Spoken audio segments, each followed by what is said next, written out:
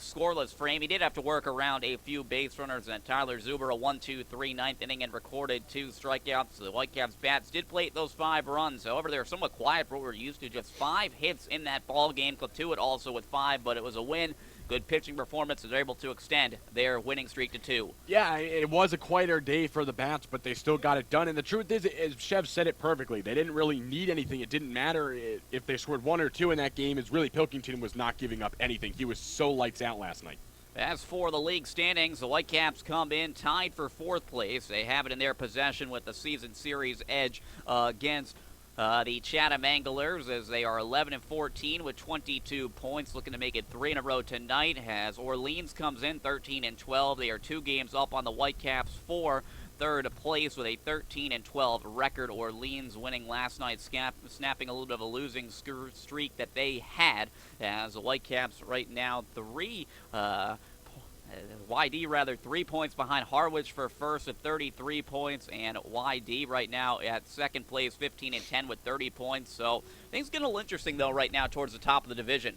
Yeah, definitely interesting. I think the most interesting thing is the Whitecaps lose 6 games in a row, and somehow, after just 2 victories, they're back in playoff contention. They're back in that last playoff spot, and they only find themselves just 2 games behind the team they're playing today for 3rd, and they're not too far back, 4 games behind Orleans. So the division is still wide open as we get up to the top, and the Whitecaps, if they can string a few things together, could definitely put themselves in a much better playoff position going forward. Definitely could be in a much better playoff position moving forward. Orleans hoping to do the same, though, as they won last night 7-1, as they took care of Hyannis at home, out hitting the Harbor Hawks 11-4. They took a 3-0 lead in that 2nd inning, and they really just did not look back after that. As for the season series, going to be the 4th of 6 meetings on the year, 2nd of 3 meetings at Stony Brook Field. Whitecaps 0-3 against the Firebirds this season. They are 0-1 here at home. That one a while ago on opening day. We'll get to those games in just a second. And then 0-2 in Orleans. Whitecaps last time out July 1st at Eldridge Park, a 7-2 loss. Whitecaps opened up the scoring in the top of the 1st on Matt Davis's solo home run. Scott Hurst tied the ball game up at 1-1 in the bottom of the 3rd on the controversial sac fly, where that guy might have left a little bit early, but it didn't matter. They checked on appeal. He left on time, said the umpires, and it was a 1-1 ball game. The Firebirds then added runs in the 6th, 7th, and 8th innings in that contest to go up 7-1. Whitecaps did tack on a run in the 9th, but that was it. As for the other meetings, June 22nd, also a loss in Orleans, a 7-3 loss. And then on opening day, June 10th, a 9-4 loss here at Stony Brook Field. So Whitecaps are just looking to turn things around right now against the Firebirds, as so far this season against Orleans, things have certainly not gone their way against the Firebirds, as Whitecaps just have not been able to really put it together against them. Yeah, it's been a really tough go about against this team, as it seems like Orleans game in and game out has their number. But the Whitecaps, with maybe some better pitching today and a little more confidence, also not playing them on the day following an off day, might be able to get just a little bit more out of their team and hopefully get some more runs and pick up their first victories to Firebirds today. As for the team comparisons, both these teams, top 2 hitting teams in the league. Whitecaps, the best hitting team with a .276 batting average. Orleans at .271 on the season hitting. So we will see what happens in terms of the offenses in this contest this evening. Whitecaps, though, pitching staff has struggled, but it has gotten better over the last 2 games. At ERA now almost under 5 at 5.07, which has them with the worst staff ERA in the league. Orleans 3rd in pitching in the league with a 3.07 ERA. So Whitecaps have that slight edge of the stick. So we will see 2 very good hitting teams, but Orleans clearly a better pitching staff, as they have allowed 2 earned runs less per game compared to the Whitecaps. So definitely a number that really sticks out of both of them. Yeah, definitely it does. And at the end of the day, I mean, this is the 1-2-3 punch the Whitecaps can provide in terms of the pitching numbers. You talked about those pitching numbers that are slightly down now. So you get those 1-2-3 in terms of Martin, Pilkington today, and McClure. So the Whitecaps looking for much better starting pitching. And we talked about after the game off broadcast, look what happens when you get really solid starting pitching. Pressure's off the offense, and 5 runs gets the job done. And so now it's not, let's go, we have to put up 9 runs just to tie the game in the 8th. They actually had a nice, very soothing game, and overall it wasn't so stressful. Definitely was not so stressful as the offense didn't need to put up a big inning either. It was just gradual last night as 1-0 after 1, 2-0 after 2, 3-0 after 3, and then 5-0 after 4 as they put up a 2 spot in that 4th inning. So that was a very good to see from the team yesterday. As Jeff said, there weren't too many hits in that game, but they were just able to do a good job in certain situations and had some pretty good at-bats in that one just to get the job done to drive those runs in. And now take a little bit of a bigger look inside the offenses as Whitecaps have the edge in runs scored. They've scored 143 this season. Also, the most home runs belong to the Whitecaps as well. They've hit 22 here on the season. Orleans, 118 runs. That puts them in second, so a little behind the Whitecaps. And Orleans has hit 12 home runs, which is tied for third in the league. So we will see what happens if we see the long ball and if we see a lot of hits. As for the starting pitching, though, they've been very good as of late. 2 games during this winning streak now. Pitching has been very good. Pilkington 7 shutout innings as we touched about, so that was very good to see. And the win against Chatham, Hunter Martin, not his best stuff as we touched upon with Chev yesterday. 6 innings, allowing 1 run on 4 hits, walked 5 and struck out 3. So that has certainly been key during the streak as the Whitecaps during the winning streak, they have scored just 7 runs and they have just allowed the 1 run as yesterday's shutout was their first shutout of the season. And just, a shame. Usually after a shutout, the pitching staff, they get to take a little BP. No BP today as we had some inclement weather this morning, so maybe they'll get that postponed for a little later, but well deserving of that shutout. Whitecaps taking the field right now as Cade McClure will get the start for the Whitecaps and Jason Morgan getting it for Orleans. More on them in just a second. We're going to take a break here for the national anthem. You're watching Brewster Whitecaps baseball on the Cape Cod Baseball League Network and Lower Cape TV.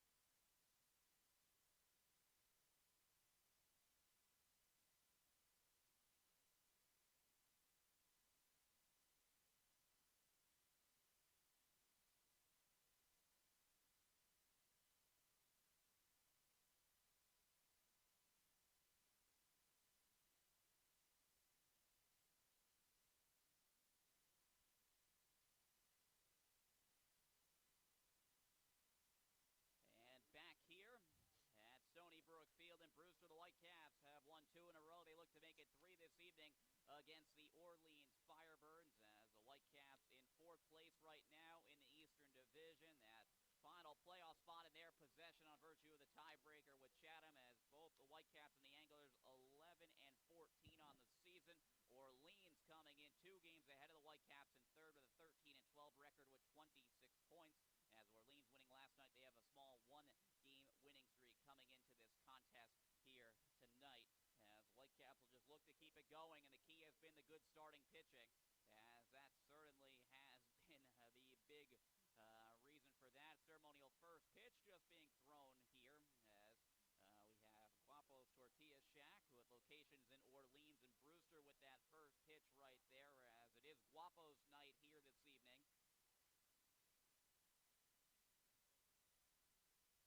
And now we'll take a look at the starting lineups. We'll get you the Orleans starting lineup as Orleans the visitor here this evening. Brian Miller, the center fielder, leads it off. Ethan Paul, the first baseman's in the 2-hole. Riley Mahan, the shortstop, hits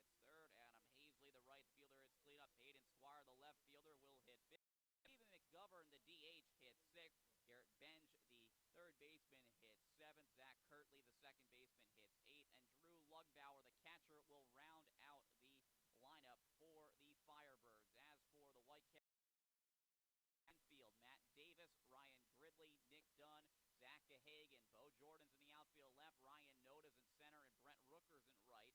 The battery is Cade McClure, the right-hander from Louisville, and Colby Fitch is his battery mate as well. So two Louisville guys in there as the starting battery this evening for the Whitecaps. As for McClure's numbers on the year, he's 0-1, has pitched better though than that record, a 3.60 ERA, making his third start, fourth overall appearance, 15 innings pitched, 17 strikeouts, 4 walks, and 13 hits allowed.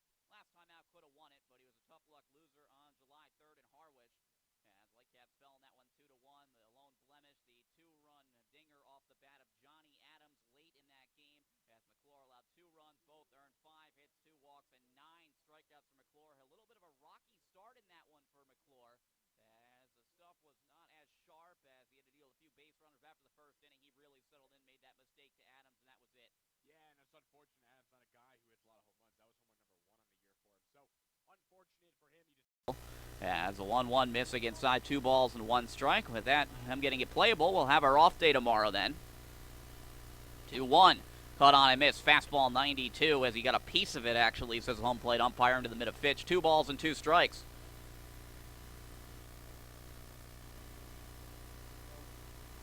McClure into the windup. 2-2. Ball running low and inside. 3 balls and 2 strikes. So in jeopardy here of walking the leadoff man. We also touched upon it in previous starts by McClure, but pitching and catching with Fitch, their teammates at Louisville. 3-2, going to be lifted in the air. Foul ground into a slide is going to be Bo Jordan. He can't get it. Nice effort there as it hits off the warning track and goes out of play by the Whitecaps bullpen. Not easy raging over that direction. Don't forget, another couple of feet, there's an orange line that would have said it would have been out of play regardless. Ball bouncing in front of that line, it would have been an out had he have made the grab. As it's a full count, 3 balls and 2 strikes to Miller, as he'll adjust the batting gloves.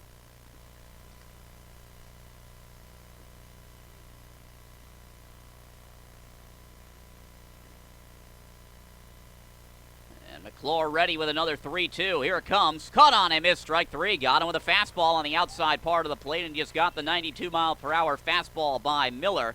And the leadoff man is retired as McClure will take care of him.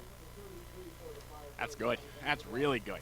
Firestone just now, a little over 15 innings, picks up his 18th strikeout of the season, especially after battling, getting that to a full count.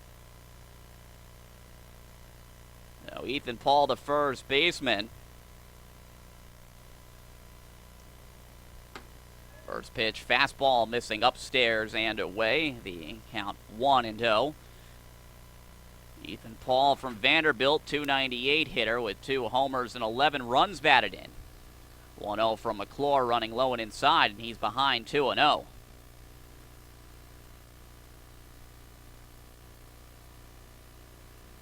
Fourth meeting between these teams this year. Whitecaps 0-3.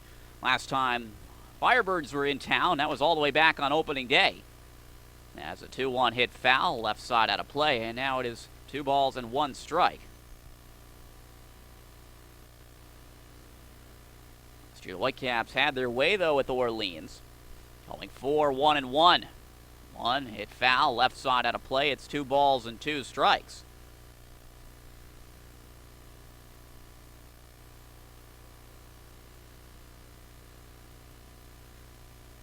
McClure back onto the rubber right here. And the right-hander from Louisville into the windup. 2-2 on its way. Jammed him, chopped on the ground to the right side. Nick Dunn barely having to move. He will field and throws on to first base for the out. And that is a second out, so a strikeout and then a ground ball out here gets McClure to set down the first 2 men he's faced here tonight. Yeah, it doesn't get any easier than that. As you said, Dunn not even having to move an inch. The ball went right to his mitt. Easy throw on to first base and grabbed there by Gahagan. So here's Riley Mahan, shortstop. Mahan from Kentucky, 360 hitter with 11 runs batted in. So the guy who is swinging a very good stick. As Mahan entering today 4th in the league in hitting. Ernie Clement, the league leader with a 394 batting average. Pitch missing low and inside, 1-0. As we see Mahan all over the place when we've seen Orleans. Their broadcasters before, he's played some first. We've generally seen him, though, at second. And in the start at short once again. Going to miss. It's 2-0. But a very good hitter, so find somewhere to get him in there. This guy who's going to produce with the stick. Thing two, you have this Orleans lineup loaded with a lot of lefties. 2-0 going to be fouled off to the left side. It's 2 balls and 1 strike. Yeah, take a look, though. They have mainly, though, lefties on the roster. So if you do throw a lefty against them, they're not going to be able to sit every one of them if they were looking to go with the matchup. 2-1. Fastball catches the outside corner for a strike, 92, and it's 2 balls and 2 strikes. McClure striking out the leadoff man, Miller, after a little bit of a battle. The 2-2. Runs inside and low. 3 balls and 2 strikes. Now, second full count here so far for McClure. Easily the right fielder waiting in the on-deck circle. 3-2. Hit the other way, foul. And staying alive is Mahan. So nothing has really been easy so far from McClure. That's got outs, but he's had to work, especially with 2 out of the 3 batters. Yeah, they're definitely making him work, but it's a talented Orleans lineup. He'll get his outs. McClure into the windup. Another 3-2 pitch. Got him with a fastball. Cut on and missed. Strike 3. As Cade McClure with a 1-2-3 top half for the first, and he will pick up 2 strikeouts at the end of a half inning. No score. Whitecaps coming up.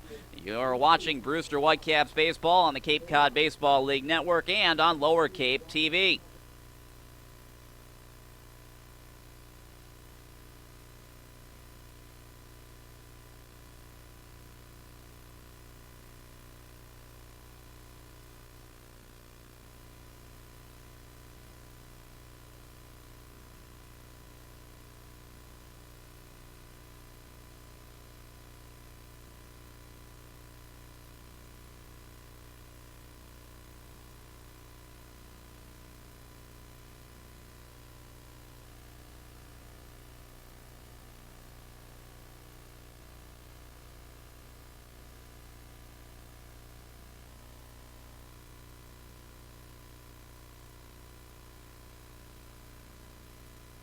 Back here at Stony Brook Field in Brewster, home half of the first inning. Cade McClure setting the Firebirds down 1-2-3 with a pair of strikeouts. As we'll unveil to you now the Whitecaps starting lineup. Nick Dunn, the second baseman, will hit leadoff. Bryce Jordan, the DH, hits second. Brent Rooker, the right fielder, is in the 3-hole. Colby Fish, the catcher, will hit cleanup. Matt Davis is at third base tonight. He will hit fifth. Zach Hagen's in the 6th hole. As Bo Jordan will follow him in left field. Ryan Noda's in center, and Ryan Gridley, the shortstop, will round out the lineup here for Jamie Shevchik's Whitecaps here tonight. And we'll take a look at the defensive alignment now for Orleans. Garrett Benge is at third, Riley Mahan at short, Zach Kirtley at second, and Ethan Pauls at first. Outfield, left to right, Peyton Squire, Brian Miller, and Adam Hazley. And the battery is Jason Morgan and Drew Lugbauer. As we did not get you the numbers in the pregame show for Jason Morgan, as national anthem a little bit early here tonight from Stony Brook Field. As Morgan, right-hander, North Carolina, 2-1 at 3.37 ERA, making his 5th start, 18 2/3 innings pitched, 13 strikeouts, 3 walks, and 14 hits allowed. So he has put up some good numbers for Orleans. He won his last decision with 5 shutout innings against Chatham, as Orleans shut out the Firebirds in their home. As the Firebirds shutting out the Anglers as the first pitch to Dunn, missing off the plate, 1-0. Has 6 strikeouts in that one and just the 2 hits allowed, so very good. Dunn second in the league in hitting with a .368 batting average. As he'll get under that one, pops it up. Straight back, Lugbauer out of the crouch, and he will stay with it there as ball had some spin on it. So Nick Dunn retired there on the pop-up straight up the chute, and he is retired. And not usual for Nick Dunn, a guy who usually gets better contact with the ball. Chev said he really squares the ball up when he's hitting.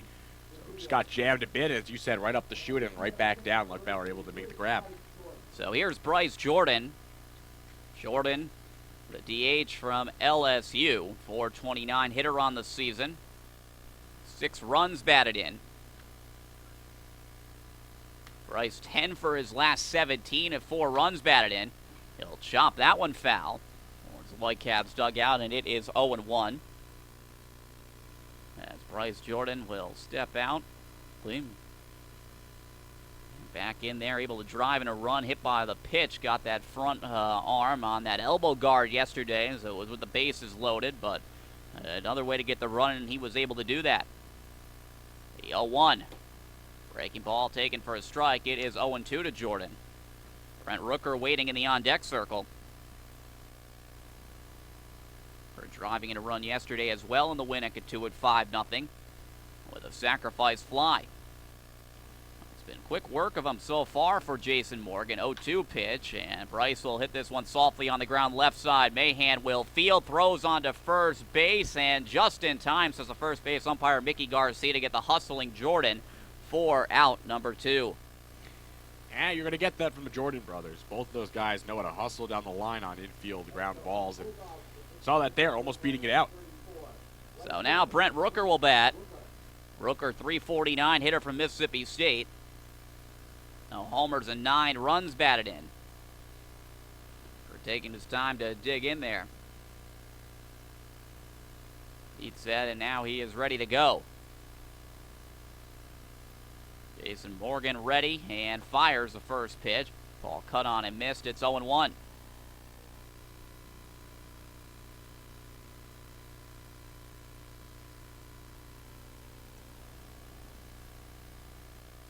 Wonder Rooker left that one up, and it will go foul up the third base side.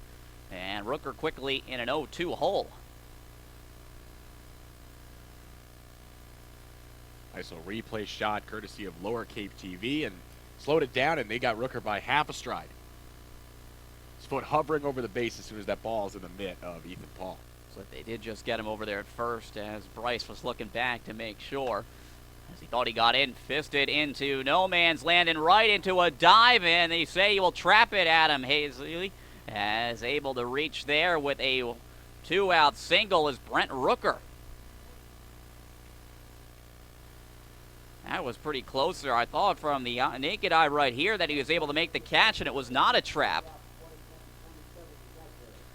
If you on replay duty with color, I thought that was a clear catch right there. Let's see what the camera's caught. Mickey Garcia, the first base umpire, out there to make the call. Well, the Whitecaps will take it no matter what it is, as the Whitecaps have a 2-out base runner and the first hit of the ball game.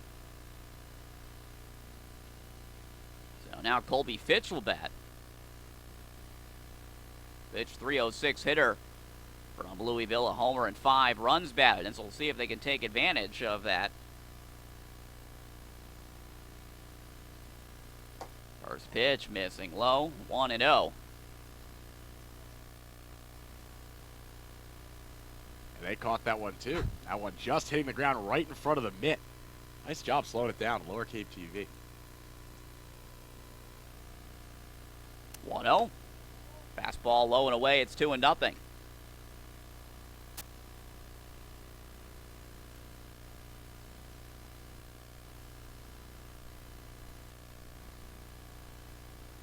Morgan going to come set. Behind 2-0 to Fitch. He will swing, gets that one off the end of the bat as a dribbled foul. Left of behind home plate. So 2 balls and 1 strike.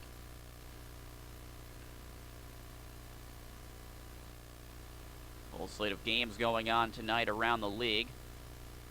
Falmouth is at Wareham, a 5:30 start. Whitey's at Bourne at 6. Cotuit's at Hyannis at 6. And Harwich is at Chatham at 7. 1 low and away. Change up there, and it's 3 balls and 1 strike.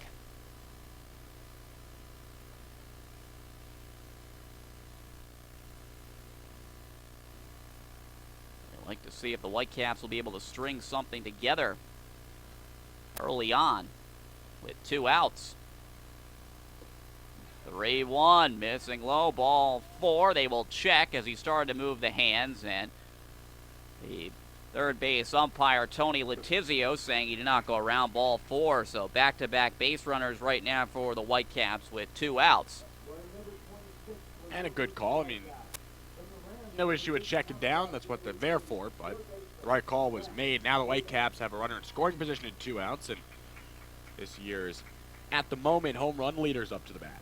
Well, as you said, Davis, a league leader in home runs, as he has 7 of them. Hit another one yesterday, a solo shot in Katuitt. 314 hitter from Virginia Commonwealth.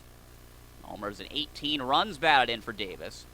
Has a chance here with Rooker at second base and 2 outs and Fitch at first, as he will foul it off to the right side out of play. It is 0-1. Davis, over the team's last 5 games, he's played in 4 of them, 5 for his last 15, a homer and 3 runs batted in over that stretch. Whitecaps this year with men in scoring position in 2 outs, hitting at .280. So they have been able to get it done. 0-1, breaking ball missing high on the inside part of the plate. It's 1 ball and 1 strike. For Matt Davis in these spots, 3 for 6. With 2 homers and 6 runs batted in. Man in scoring position in 2 outs. Not too many at-bats, but has done it well. The breaking ball misses inside. It's 2 balls and 1 strike on 2 consecutive. One with the breaking ball there to Davis that misses. So he's a favorable hitter's count now in his favor at 2-1. Davis, a guy who hit 6 home runs at VCU. That was the second most on the team. Only hit 26, so pretty good percentage. A little broken bat dribbler right side. It's foul. Picked up there by Lugbauer to the crouch as he broke his bat. He'll need some new lumber, so he'll head back to the dugout. Good pitch right there as that really got in and jammed him. Yeah, very good pitch. You heard it the second it hit the bat. Nice snap. So Davis will have to go and get a new piece of lumber. Actually, see, they just got a new shipment of bats. So Davis really getting a brand new one. He's going to have to work it in for a second. As we'll be heading down to Axis Bats tomorrow. Yes, we will. A little afternoon trip and head over to Fall River. We're going to watch how they make them. Think how they make them, or at least talk to someone. Going to look at the factory. We'll see. This is later in the day, though, when we go, 4 o'clock. Oh, true. As Lou is actually traveling with Pawtucket Red Sox. Should be a good experience, though. Making time for us with the off day. As earlier today, I was getting a little nervous, maybe not going down there if this one got rained out and they decided to give it a go tomorrow. The 2-2, breaking ball, missing high. Has a very close pitch right there. As Jeff Merzell saying it broke too high. And now it's a full count, 3-2 with 2 outs. That means those runners and Rooker at second and Fitch at first will have a little bit of a head start. Morgan ready with a 3-2. Davis lit this one on the ground to the third baseman bench. He will field and takes it to the bag himself. 5 unassisted there to get Rooker, and that will retire the side in the inning. There are no runs, 1 hit, no errors, 2 left. We played 1 full here at Stony Brook Field in Brewster. The Whitecaps and the Firebirds are scoreless. You're listening to Brewster Whitecaps Baseball on the Cape Cod Baseball League Network and watching it on Lower Cape TV.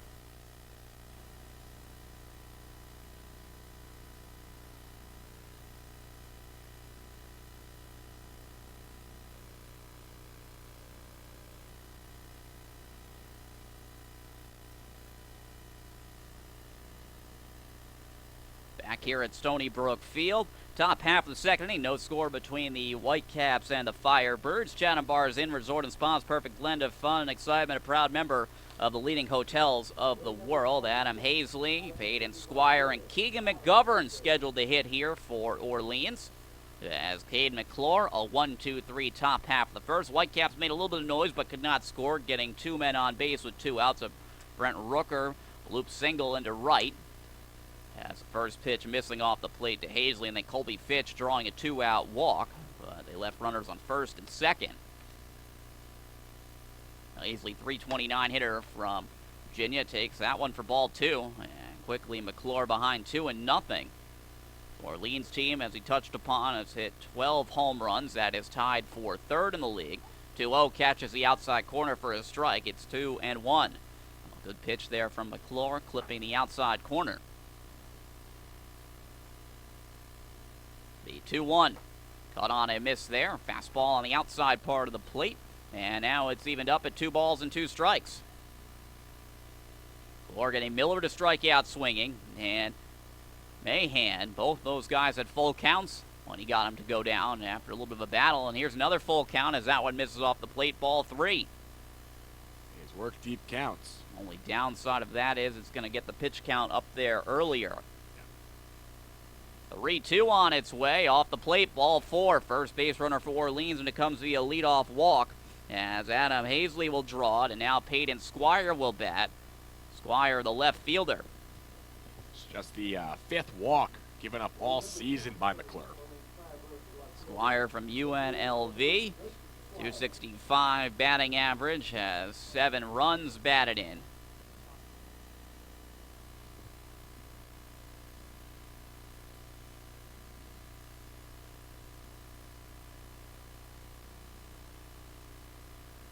Squire looked like he might be showing a bunt there and pulls it back. It's 1-0.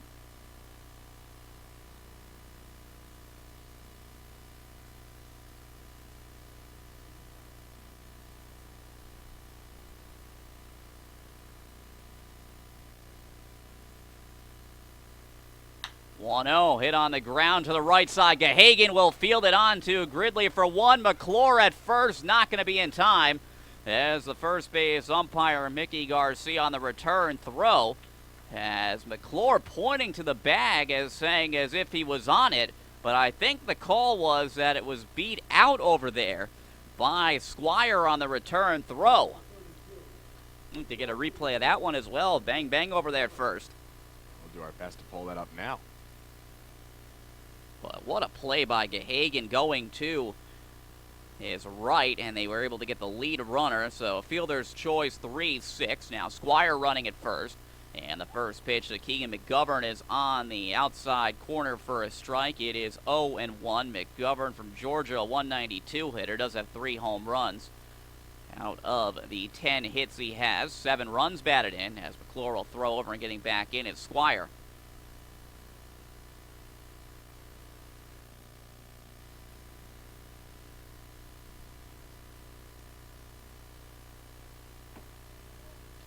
Pitch will miss for a ball, 1-1. And he did beat it out. They got the call right at first base. By half a stride. Nice job.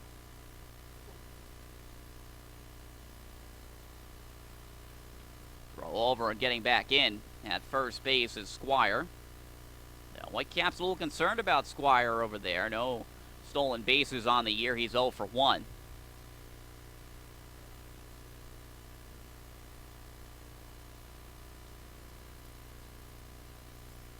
One to McGovern, popped up on the left side of the infield, going into foul ground is McClure, into a slide is Davis. No one can get it, and it's 1-2.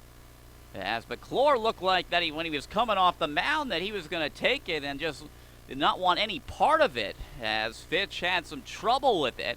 Davis came into a slide as he went into a slide to try to get it, but avoiding McClure too in the process. Too many guys, first of all, just trying to get that ball. No one seemed to really, I think, call it. I think that was the big problem. McClure as a pitcher should let that one go. Let his fielders take care of it. But if he's going to come down and to try to get that one, he's got to call. He's got to call and make a play on that.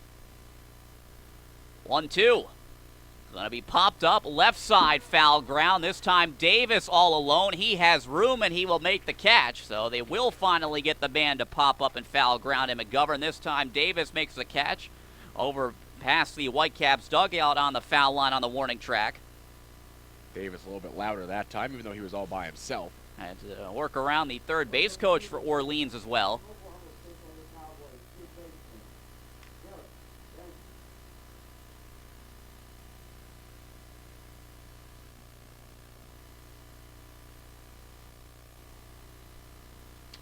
So Garrett Benge, the third baseman, will now bat. That runner at first base and 2 outs. First pitch from McClure, missing off the plate, 1-0. Benge from Oklahoma State, 154. Hitter on the year, 2 for 13. Late addition, first time we've seen him. Throw over, and they got him at first base. Picked off Esquire to end the inning. Nice move there from McClure as the big fella showing off the pickoff move. And that will end the inning. In the inning, no runs. There are no hits, no errors, nobody left. We head to the home half of the second inning here at Stony Brook Field. The Whitecaps and the Firebirds are scoreless. You're watching Brewster Whitecaps baseball on the Cape Cod Baseball League Network and on Lower Cape TV.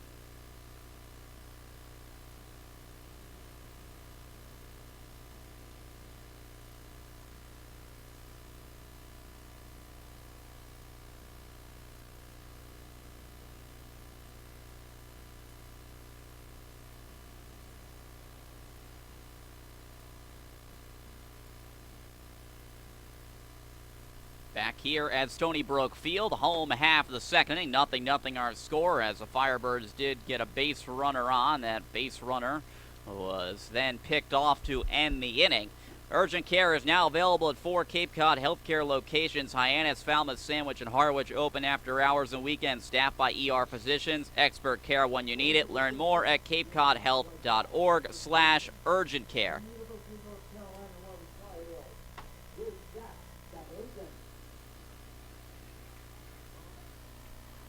So Zach Hagen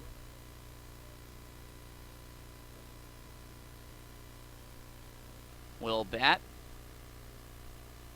Hagen making that nice play to start the fielder's choice, ranging over to his right. As return throw to McClure was just a half second late. Hagen, 254 hitter from North Carolina. 2-0 right here now to Gahagan, who has 2 homers and 10 runs batted in. Now, the offense, though, goes, I mean, they have so many other guys who have been hitting, even if he's in a slide, has a pitch in there for a strike. It's 2-1. You'll definitely take that if everyone else is hitting, as the bats come around as of late once again for Gahagan. As he's hitting 300 over his last 20 at-bats, as he swings and misses there at the breaking balls, 2 balls and 2 strikes, but with the amount of plays he makes over there at first base, whether it's saving a run or starting almost a double play like that, yeah, perhaps have someone else over there at first base, that play might not be made over there, has excellent range and has some very good hands. 2-2 on its way, a little dribbler right side, and it will finally stop rolling and be picked up and foul ground by the catcher. As it looked like it might roll back here. You never know with a Stony Brook comp on the infield. But it's 2-2 still. Hagen stood there in the box for like 3 seconds before he was like, all right, time to go. Made his way down before it was finally touched. So it's 2-2 to Gahagan. Whitecaps have had the lone hit in the ball game. It belongs to Brent Rooker, that ball that got down and right on the supposed trap by Adam Hazley. The 2-2. He will rip this one down the left field line. Foul. As a little out in front So we will do it again with another 2-2. Both these teams, though, have been able to grind things out off of both these pitchers. Orleans has definitely not made life easy for McClure. No, not at all. Definitely, he's thrown a ton of pitches early on in this ball game. The 2-2, breaking ball, low and inside, and it's now 3 balls and 2 strikes. Bo Jordan and Ryan Noda also scheduled to hit. And Noda's bat has turned on a little bit since getting shuffled around as during the losing streak, as Gahagan will ask for time. It's granted by home plate umpire Jeff Merzel. A lineup shuffled a little bit there as they're trying just to stagger out the production in the batting order. 3-2. Going to be fisted into no man's land down the right field line. Coming over into foul ground is Hazley. He can't get to it. And Gahagan will have another chance with another 3-2 coming. And good hustle by Hazley as he ranged out into foul territory. Just couldn't bring it down. It was hit just a little too far out in front. Longest that Jason Morgan has gone in a start is 5 innings. That has happened twice this year. On July 3rd, the 5-inning shutout innings against Chatham where he picked up the win. And also his first start of the season way back on June 13th. He went 5 in that one to pick up the win in a 6-1 win against Hyannis where he scattered 2 hits in that start over the 5 innings. Got 5 and walked 1. 3-2. Popped up foul, right side out of play, and we'll do it again. So Gahagan not giving in. Neither is Morgan right now. We'll see who can win this battle. Good one. Really is. A good hitter. Great pitcher. Gahagan's been fouling off a lot of pitches. Ones you may not like at the moment. So you can also try to draw a potential walk. Morgan ready with another 3-2. Gahagan will pop this one up foul, right side. It gets out of play. And we'll do it again with another 3-2 as I got that one in on the hands as it jammed him, but he was able to fight it off. And umpire Jeff Merzel going to point to the Whitecaps dugout to the bat boy for some more baseballs. He needs 5 of them as we've had quite a few foul balls here in this at bat with them going out of play. It's the second time he's actually asked for baseballs this at bat. Another 3-2 from Morgan to Gahagan. Runs inside and it got him. As didn't look like he got him on the arm, more like he caught that jersey there towards the rib cage as he is taking the shin guard off and the batting gloves. But Gahagan okay, and he will head down to first base. So the Whitecaps will have the leadoff man on as Gahagan is hit by the pitch. So he will win that battle. A painful one, but he wins it. Yeah, I guess you want to count that as a win. That looked like it came up sort of towards the ribs. That doesn't feel good as he spun around. Third time that he has been hit by a pitch. Only guy on the team who's been hit more than him is Matt Davis, who's been hit 4 times. So here's Bo Jordan. Jordan, the left fielder today. First pitch swinging, he'll lift this one in the air toward shallow center field. Miller going back on, now coming in. He will run it down there as Miller is able to recover. So Bo Jordan is... Gahagan held on by Paul at first. 1-1 to Noda. He'll crank this one on a line out to right field. It will hang up there for Hazley as they'll throw into first base, but Gahagan able to scamper back as Ryan Noda hitting that ball right on the nose, but unfortunately right to Hazley out there in right field. And I think it fooled the runner, Gahagan, at first a little bit. It certainly fooled me here on the broadcast. It sounded like it was hit much harder off the bat, and it just, as you said, right at the fielder as Gahagan went a little farther than halfway, and he had to scamper back, going head first dive into first base to make sure he didn't get doubled off. Well, you can't fault Noda in that at bat. He hit it hard and right on it, but right at the right fielder. Now Ryan Gridley will bat. Heading the start at short this evening as he takes the first pitch on the outside corner for a strike. It's 0-1. Gridley from Mississippi State, 6 for 34, 176 batting average, 4 runs batted in for Gridley. Came on late in yesterday's game for defensive purposes, played second in Katuitt in that 5-0 win. Gridley will foul that one off the netting right side, and now it is quickly 0-2. Gridley coming into that game just got 1 at bat as he came on in the home half the 6th for defense for Nick Dunn. He flew out to right field in his lone at bat. Also saw A.J. Graffinino come in the game as well. He took over at short for Logan Warmouth, who started. Runner is off, 0-2 pitch, a little dribbler up the left side. Charging this one is Benj, and he'll pick it up in foul ground as heading down there in a hurry to pick that one up to make sure it doesn't roll fair as Gridley good speed, and the runner off. They wouldn't have a play anywhere then. No, not at all. Had a little spin to it, so I wouldn't have been surprised if it kicked back fair. We almost saw the one in that Gahagan at bat trickle as the catcher was halfway up the line, and he finally grabbed it. It looked like any second that it might perhaps go fair, as that's when Gahagan finally realized it kept rolling then. Probably should start running down to first. Gridley in a 2-strike hole with Gahagan at first. 0-2, breaking ball hit on the ground towards the middle. Takes a hop right there to Riley Mahan. He'll flip the short way to second base to Kirtley, and that will retire the side as Gridley into the fielder's choice 6-4 to end the inning. In the inning, no runs, no hits, no errors, one left. We head to the third inning here at Stony Brook Field. The Whitecaps and the Firebirds are scoreless. You're watching Brewster Whitecaps baseball on the Cape Cod Baseball League Network and on Lower Cape TV.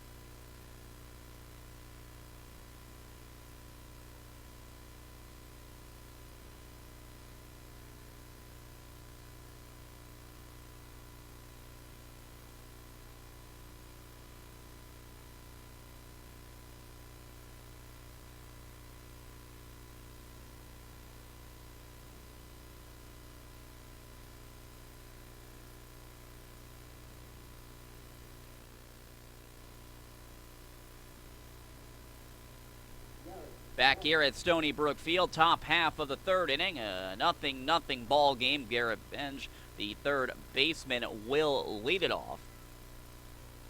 Benj from Oklahoma State, as he was up at the plate when the runner was picked off to end the inning. As a pitch on the outside corner for a strike, it's 0-1. As Squire was picked off to end the inning by McClure at first base. Now he has another chance as the pitch misses upstairs on the outside part of the plate. 1 ball and 1 strike.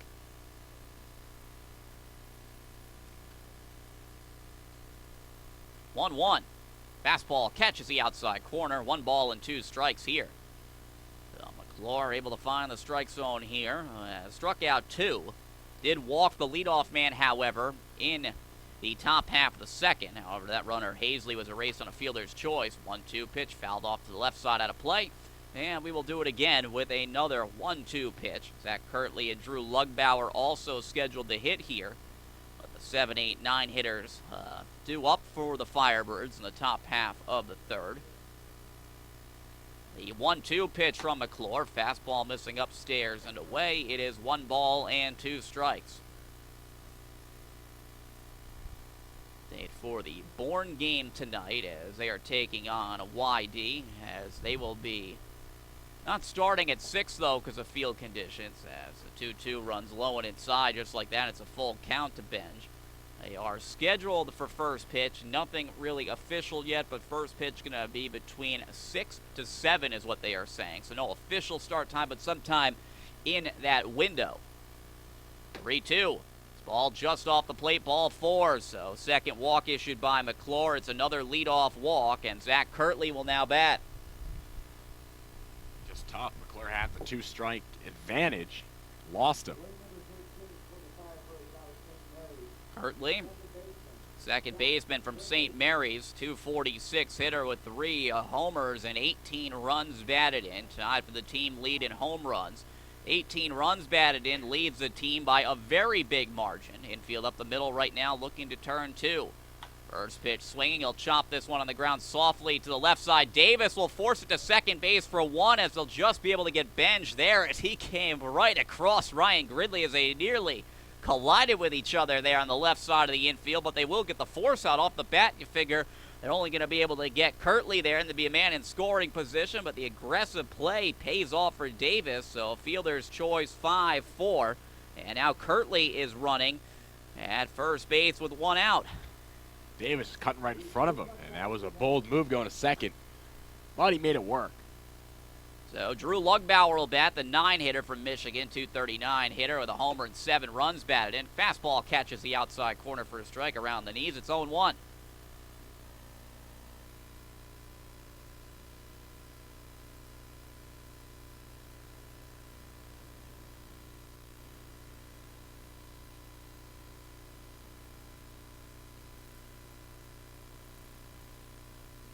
A 1 breaking ball fouled straight back, and it is 0-2. So once again, ahead here is McClure. They'll get ahead of Benj, but eventually just lost him and walked him. That was the same case with Adam Hazley we walked. He has struck out too, but at times the put-away pitch just has not been there for the strikeout. Getting the ground balls, though, in this one. 0-2, high fastball, cut on and missed, strike 3 as they challenge him up and away. And Lugbauer's down on strike for the second out. Inning third strikeout for McClure. Just when they said that, he finds that strikeout pitch right there. And he blew that fastball upstairs right by him, bit over the letters. Gets the second out of the inning. Just flashing the games across right now. Harwich is at Chatham at 7 o'clock. Veterans Field. Sunday night, the lone 7 o'clock game. This one misses upstairs, pops out of the mid of Fitch, and going up to second base is Kirtley on the pass ball. One that Fitch, if he could have a chance again, would be one that he'd like to have back, as probably 9 times out of 10 he has that baseball. Yeah, that one just kicked off his gloves a little awkwardly. I think he might have been crossed up as he went out to talk to McClure real quickly. So 1-0 to Brian Miller, but now a man's in scoring position with 2 outs. Miller 0 for 1 as he struck out swinging. That's the one of your Whitecaps saying you'd like to have eyes on. Harwich at Chatham tonight at 7. Whitecaps tied for 4th. They have it due to the tiebreaker right now. As a 1-0 foul back, it's 1 ball and 1 strike. As top 4 teams in each division will make the postseason. 1 will play 4, then the winners of that will then meet in the Division Championship Series and on to the Championship Series. Everything is best 2 out of 3, but the higher seed hosting game 1 and 3, obviously, if necessary. The lower seed will get a game 2 home game as a breaking ball runs inside, 2 balls and 1 strike. Last year, the Whitecaps got that 2 seed. Lost game 1 here and lost game 2 at YD. Whitecaps making it for back-to-back seasons as their 4 seed the year before. 2-1 pitch going to be lifted foul. Thought out of play, 2 balls and 2 strikes, as prior to getting in as that 4 seed the year before Chev got here, they did not make it for 2 straight years, and they got very lucky to get in a year before Chev got here. Chatham losing 18 out of the last 22 ball games. And the Whitecaps putting it together over the final 7 games of the season, going 5-1-1. It's unfathomable. And then getting swept by Harwich, severely depleted. The left-handed shortstop is a 2-2 pitch, fisted foul. The netting. The pitchers in the outfield.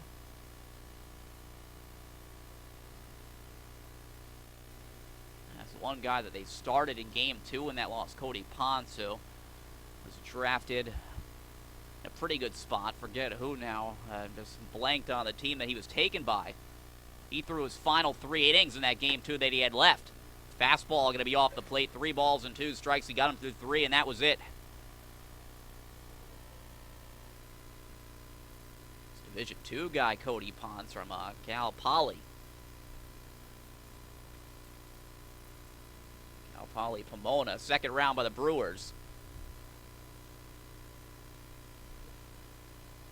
The 3-2. Hit on a line, foul down towards the Whitecaps bullpen, and we will do it with another 3-2 pitch as to wait for some more baseballs here before that happens. Both teams just fouling a ton of pitches. Look, there'd be a kid here if you want a foul ball. So we'll go one more chance. We're at Chatham one more time. I would have had that one yesterday if it wasn't not on play-by-play. I could do it at that point. That one landed right behind us. 3-2 pitch, dribbled foul.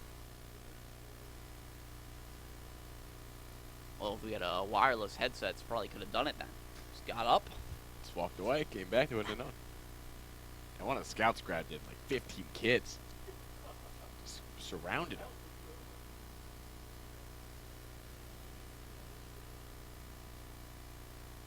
I want to Chatham once and once at Wareham. A rocket off the school. 3-2 pitch going to miss low, ball 4. So 2-out walk will keep this inning going. Runners on first and second base. And now Ethan Paul will bat. I think you got, was it Wareham? I think you got one last year. Is that right? Wareham? That's an easier spot to get one. That was. Like Chatham. Quite a game there. I think it might have been the doubleheader. Oh, that was that makeup doubleheader when no one was there. Yes. And I went there and I looked around and I was like, all right, be right back. Turned off the mic and went to go grab it. Still have it. There was no one down there that day. And if I remember correctly, the weather wasn't even that good. It had rained the day before when it's supposed to be scheduled. There's an off day. And it was cloudy. There was some more rain, but they were able to get it in, luckily. As this one dribbled off the bat of Paul, coming off the mound is McClure. He'll take it to the bag himself. One unassisted there as Gahagan was off the bag, so McClure does it himself. And that will retire the side. In the inning, no runs, no hits. There are no errors, and there are 2 left on base. We head to the home half of the third inning here at Stony Brook Field. It is 0-0 between the Whitecaps and the Firebirds. Going to take a break. You're watching Brewster Whitecaps baseball on the Cape Cod Baseball League Network and on Lower Cape TV.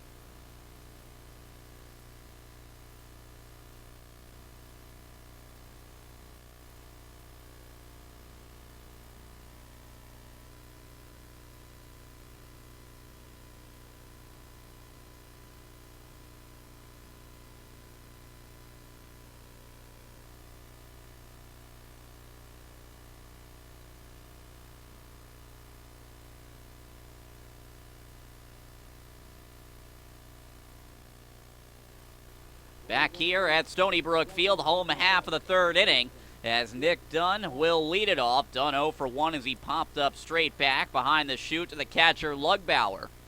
Hayden McClure able to get out of a jam, getting a ground ball, going down 1 unassisted. He took it himself to first. Dunn will pop that one up foul. Towards the left side, not a play. It is 0-1. We'll hear from our sideline reporter, Amanda Alvarez, for the first time. Hopefully all the technical issues are all done. We'll be able to hear from her. And all resolved. The 1-strike pitch to Dunn, a little dribbler right side, and it goes foul. As Will Delgado will pick it up in the first base coaching box. Yeah, Will's a great guy coming in this year, doing a lot of the scout liaison is his main work here as he interacts. He's the guy between the players and the scouts, and he does a great job. The 0-2, fastball off the plate, 1 ball and 2 strikes.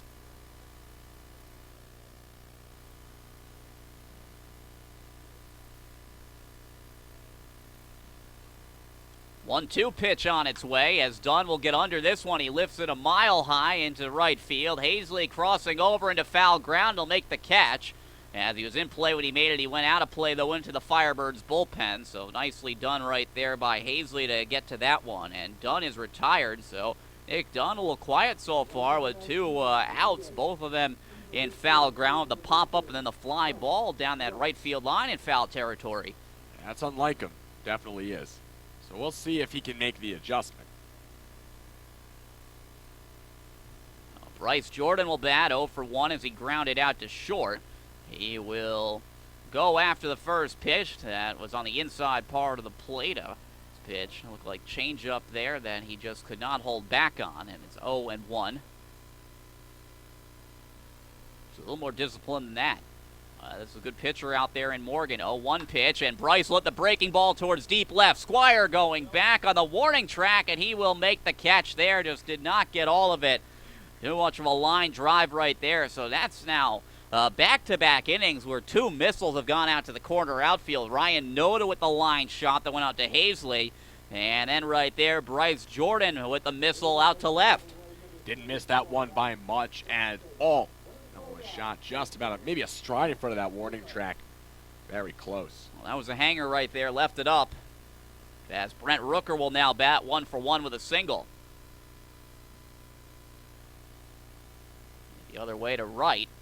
And Rooker, first pitch swinging, pops this one up, foul, straight back. It will get out of play as Lugbauer to the crouch gives it a look, but no chance, and it's 0-1 to Rooker. Plate umpire zipping that ball over back to the pitcher. He's been throwing them back all the time. Yeah, no, but he was farther back here, all the way by the backstop. It's a nice arm, flexing it.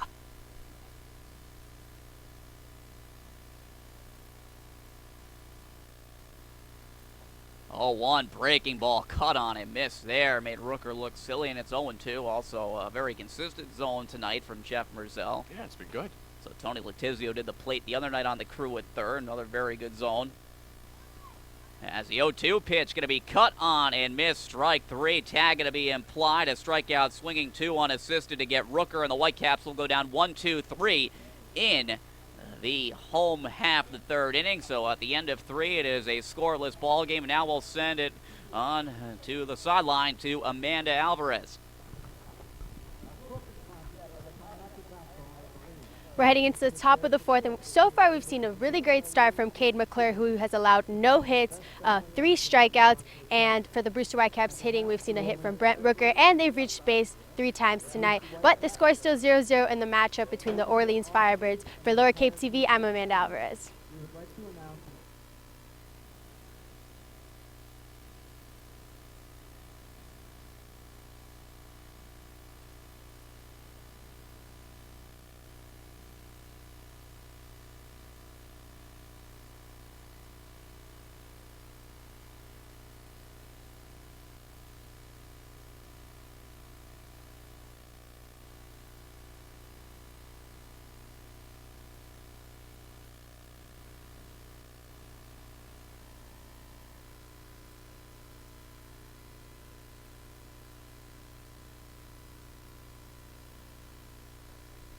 Back here at Stony Brook Field, top half of the 4th inning, and a 0-0 game between the Whitecaps and the Firebirds here on Sunday night. Whitecaps off tomorrow. Brian Clemenson here to take you through middle innings. Here is Jonathan Gordon. Thank you very much, Brian. Cade McClure gets back on the mound for inning number 4. 3 strikeouts so far through 3. Also walked 3 batters. Came into this entire game just walking 4 all season, so a bit uncharacteristic for him. Face off against Riley Mahan. 0 for 1 in the ball game. And struck out, the second strikeout victim, and that coming as the 3rd out of the 1st inning. First pitch swung on left side, he'll get out of play. Giving it a quick look was Matt Davis. And he'll look it off. The count's 0-1. Battle, though, to get Mahan as you had the full count. Some pitches fouled up, but McClure eventually winning that battle to get the strikeout for the 1-2-3 first. The 0-1. That's off the plate to the left-handed hitter, and the count is 1-1. Mahan.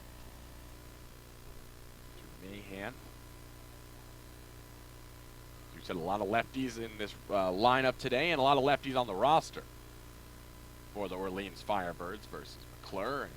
Go down and in off the hands. And the count's 1-2 to Riley Mahan.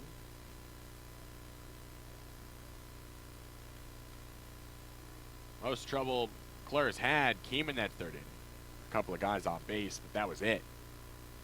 Comes the 1-2. Just off the plate, it's even 2 balls and 2 strikes. First inning went 1-2-3. Second inning, walk the leadoff guy. Fielder's choice, pop out and a pickoff. Technically, unclean 1-2-3 inning there.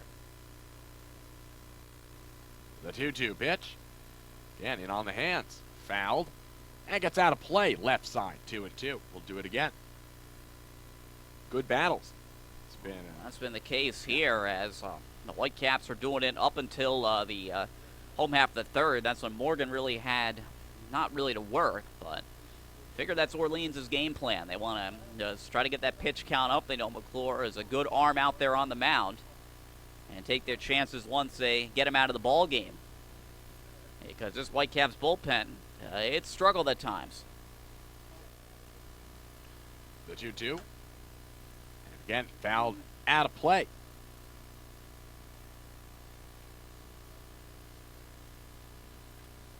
Another good one. It's already the 4th foul ball.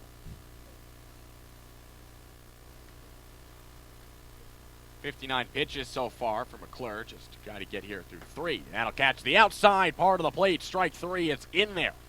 The strikeout number 4 for Cade. There's 1 down at the top of the 4th. Well, just dropping the breaking ball on the outside part of the plate, and Mahan knew it, sort of just jumping up right there as he heads back to the dugout. He had no complaint as he was fooled right there with another 2-2 pitch. So 4 strikeouts for McClure, just the first of the looking variety. First 3 were swinging. Batter is Adam Hazley. First pitch will sail on him. Off the plate, it's 1-0. Hazley in the ball game walked, so no official at-bats for him. The 1-0. And a good breaking ball. That's the same pitch that he was able to get Mahan on. Him to take a look at it, and Hazley going to take a look at it on 1-0. Not his pitch. Near the dirt. Appeal to third. Yeah, he went around. Strike 2. Good pitch in the dirt, down and in. Fooled him. Oh, that's nasty right there. He's unable to hold up. So 1 ball, 2 strikes, 1 out here in the top of the 4th inning. McClure is set, and he'll deliver. Just off the plate, almost broke around the outside to the left-handed hitter. It's 2-2. Looked to be a little bit low there, even if it was able to get the plate right there. So Hazley with a good take. McClure will rock back, and he'll deliver. Way off the plate. What's the handle on it? 3-2, full count. McClure already with 3 walks in the game. 1 in the second, 2 in the third. Most he walked in a start is 2. That was last time out in those 7 very good innings against Harwich. He allowed the 2 runs, but took the loss in the 2-1 loss. 3-2 swung on and missed. Back-to-back strikeouts for Cade McClure. 5 Ks in the ball game, and there are 2 down, top of the 4th. Well, again, it's Mahan looking with the breaking ball. Then he just says, here's a fastball, challenge fastball right there. As he goes up and away and gets Hazley to swing and miss. That's about where you want to put it there at the lefty. You don't want to put it on the inside part of the plate. That's the wheelhouse. Going to work him away, make him do the work if he's going to want to turn on it or pull it. His batter now is Peyton Squire. First pitch from McClure. Swung on. This one's hit just over the head of Ryan Gridley into center field. Played by Ryan Noda. Will get it into second base on a hop. So it's a 2-out base hit. Very aggressive swinging by Squire. Just the first hit allowed in the ball game off of Cade McClure. He's been good. 3 shutout, no-hit innings. 3 2/3 to be specific. Now the batter is Keegan McGovern, the DH. He's 0 for 1 as he popped out to the third baseman in Nat Davis. That was in foul territory. First pitch to him. That's good breaking ball. It broke right back over the middle of the plate. Low, kept it down, 0-1. Good movement.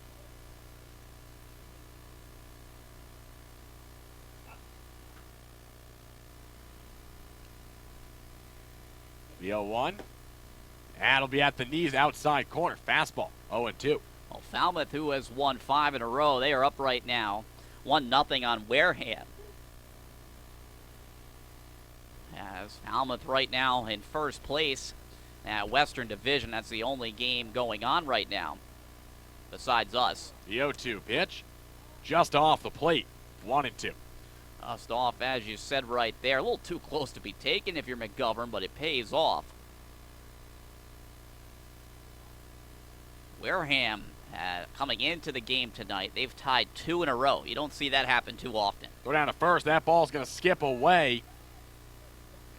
And it'll get out of play, so moving on to second. A throwing error by Cade McClure. It's Peyton Squire. As Wareham tying Katuitt just the other night. That was Friday night. Tied him in 10 innings. And then tying Harwich last night in 12 innings, as they're playing at a field with lights in that case, but they have that 12-inning curfew now to save the arms, and that's how you tie 2 in a row. Count is 1-2. Pitch from McClure, swung on and fouled back out of play, and we'll do it again. And yeah, what are the odds of that? Very odd. What was the final score you said in the Harwich game? Yesterday, I believe it was it another 3-3-1 that they had Is that what it themselves was? in? Yeah, it was 3-3, and that, I believe, was the final on Friday night with them and Katuitt. Well-pitched ball games.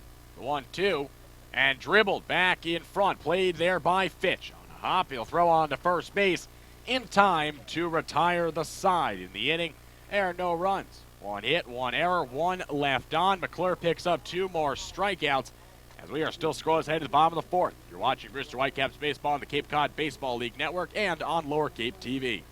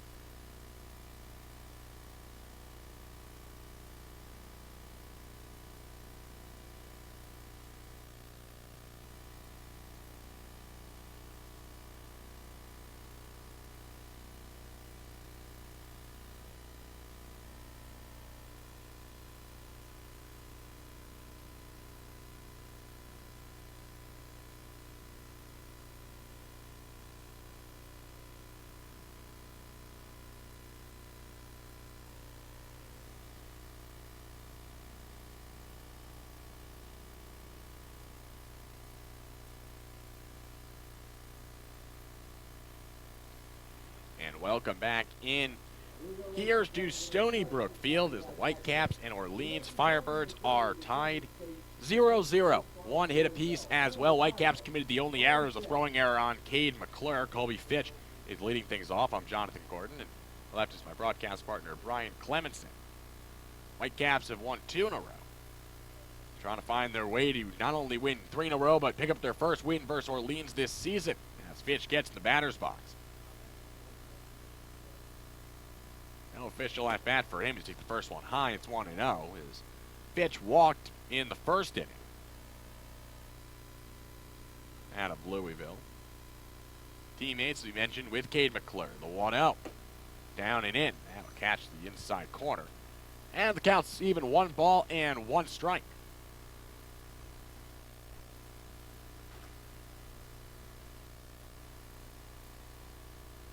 One.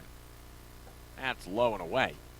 2 balls and 1 strike to Colby Fitch. Well, Katuitt is not going to get shut out tonight. A leadoff home run in that one from Quinn Brody as Whitecaps shutting them out last night. They're in Hyannis right now, just got underway.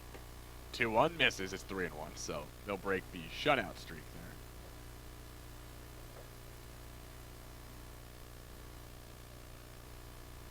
2-0 Falmouth now, so we talked a little bit about during the break. There'll be some separation, only 5 points up than the division leader Wareham.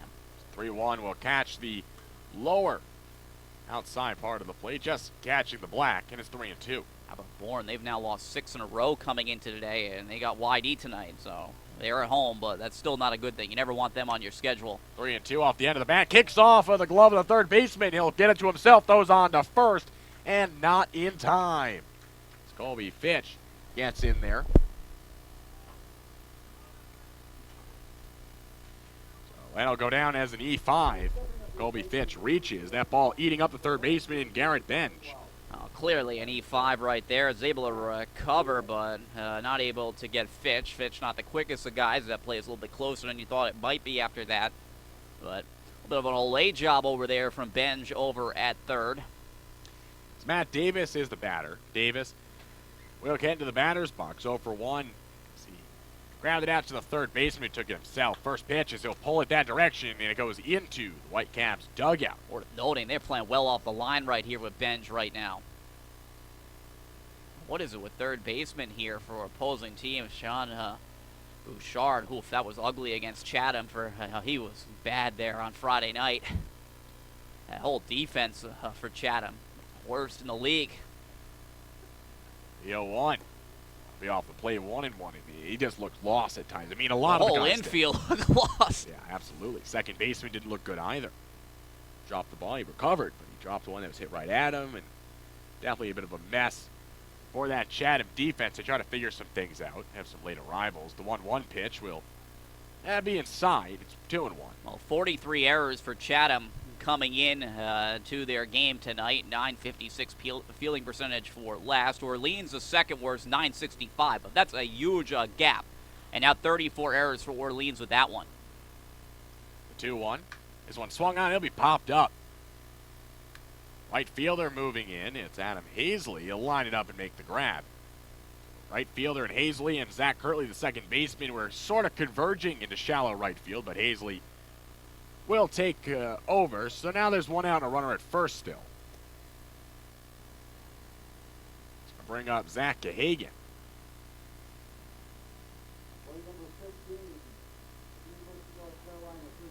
Playing first base today. At a UNC, he's 0 for 1. Got hit by a pitch. After a good battle, working back to a full count, kept fouling balls off, and he took one off the ribs. First pitch is hit right back to the backstop towards where we're sitting. Clanking off the fence here. Went far down. Playing a little hockey right off. So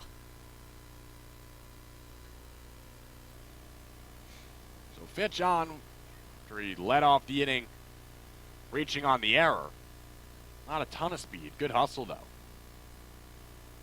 Breaking ball hangs up too high. A little inside as well, and the count's 1-1. Chatham, you see their lineup tonight. They have Troutwine back in there, who the Whitecaps did not need to face. The better hitting catchers in the league, but Hagan Owenby won that home run derby. He's on the bench again. He was used as a pinch hitter. As that one will again hit Zach Gahagan, who tosses the shin guard behind him. He's not happy. That one a little higher. Looked like closer to the shoulder. Oh, I don't think that one was intentional. I think they were just trying to get the break ball, the inside part. But the other one was a fastball running inside. But how about that? Owenby on the bench again. And that's a team that's struggling to score runs. You think the DH, and they're going with Kyle Adams, whose bat has picked up. But we'll see what happens there this evening. Adams also plays first. He came in for defense in that game, Adams. Well, they have Vasquez back there as they've been shuffling guys around. And interesting. But you're right. I mean, they picked up Owenby or the offense. Guy who won the home run derby in the college home run derby this past season. As the batter now is Bo Jordan in deep F8. Surprising, though, the way Katuitz's offense has struggled. I mean, you don't usually have to carry 4 catchers, but you thought maybe even just the DH or put him somewhere else. And they just let go of another one yesterday, as Albie Weiss was let go about an hour before the game started. Yeah, that's right. He was on our stat sheet, and then we saw that he was released. Saw a tweet from one of their guys. Transactions. I was like, what happened? Oh, Jordan 0 for 1, hitting .429 on the year. Counts 1-0 to him. This one swung on, hit back up the middle, and it'll go past Kirtley into center field. Here comes the runner and Fitch for home. No throw. RBI single off the bat of Bo Jordan. Whitecaps lead 1-0, bottom of the fourth. As Bo Jordan getting it done. It's been Bryce for the most part since they've arrived, but Bo Jordan with a big RBI single right there to give the Whitecaps a 1-0 lead, as runs have been a premium so far in this game. And now you have Ryan Noda, who hit a bullet to right field to be retired up at the plate. So Zach Hagan goes first to second. On at first with that single is Bo. As you mentioned, Noda is now the batter. First pitch to him. That's off the plate, 1-0.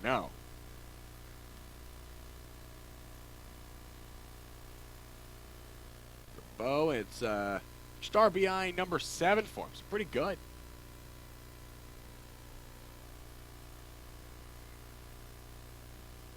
That one swung on and fouled out of play left side. Count is 1-1. Hagan getting hit by that pitch we mentioned earlier. Now he's tied to the team lead with Matt Davis. That's the department that you don't usually like to lead in. Now ice on the ribs, ice on the back, everywhere. That's in the dirt, blocked by the catcher in Lugbauer. Yeah, spoke to him yesterday. You know, how you feeling? You know, he's a guy who gets hit a lot, and he was like, yeah, he's fine. He's feeling, you know, just you got to use the icy hot. Got to keep everything loose.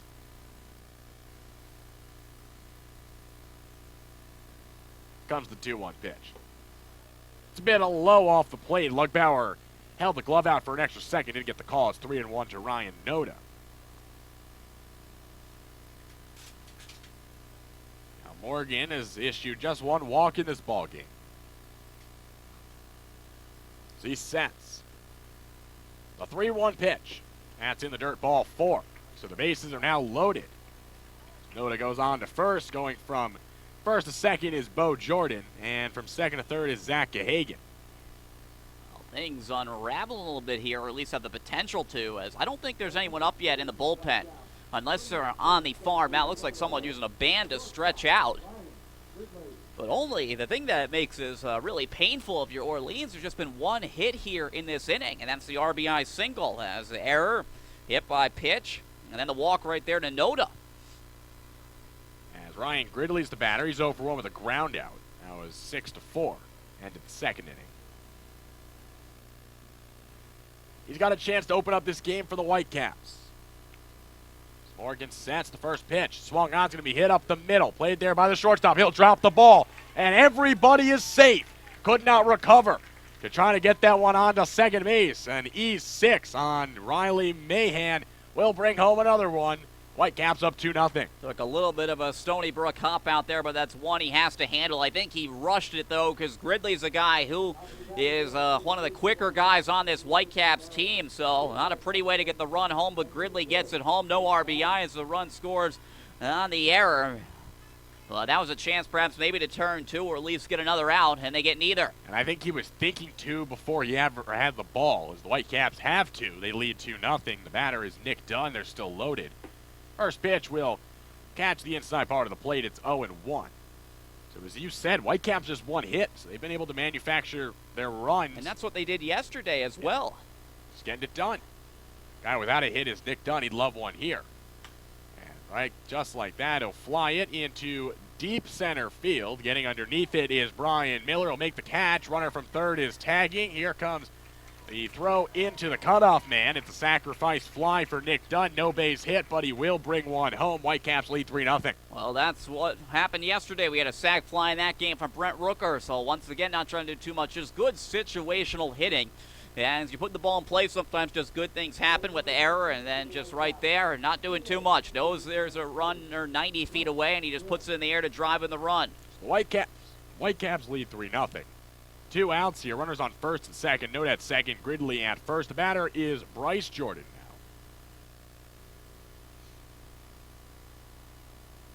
now. First pitch will catch the knees. 0-1. Good breaking ball from Morgan. And this is impressive. This is a team that hits a lot of home runs at home, and they're still finding ways just to have productive outs. I mean, that's a nice sacrifice flying from Nick Dunn, knowing the situation. Bases loaded. Less than 2 outs. Just get the ball in the air. The 0-1 in the dirt and taking off and in there with a stolen base is Ryan Noda. He was off on the pitch. Oh, they didn't even check him. Smart idea right there by Noda as he picks up a stolen base. If they're going to let you go, might as well take it. Now, wild pitch or even a pass ball could lead him home. So Noda's fourth. He's 4 for 5 on the year. And we talked about it. He's a guy who's a smart base runner. He does have some speed as well. We've definitely seen it in center field out there. He's very, very athletic. There's a righty now getting up the bullpen for Orleans.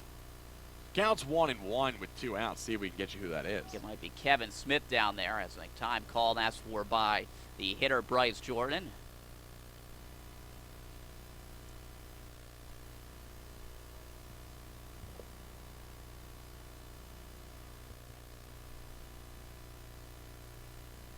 And it is Chandler Day warming up.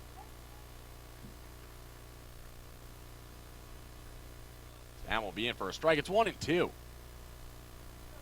That tip out to one of the scouts in front of us. Got a nice view. A little easier. That is correct. I saw sort of the back of the number. Thought it was 28 versus 0. Now finally said 20 as he turns. A good position, but trying to pay attention more on the game than who's in the bullpen. Appreciate all the support. The count's 1-2. With 2 down. Comes the pitch. That's going to run inside and hit him. The third hit batsman in this ballgame. Bases are reloaded. As moving from first to second is Gridley. On at first is Bryce Jordan as he's hit by the pitch, and losing command is Morgan. Well, no attention right there. He's ahead 1-2. You wouldn't do it in that spot. It's the second one of the inning. And Whitecaps, as you said, just with that one hitter, manufacturing ways to get runs, and they will also find a way to end Morgan's night. Here's a call to the bullpen. So we will get you all squared away when we come back. We're going to take a quick break for that call to the bullpen. You're watching Brewster Whitecaps baseball on the Cape Cod Baseball League Network and on Lower Cape TV.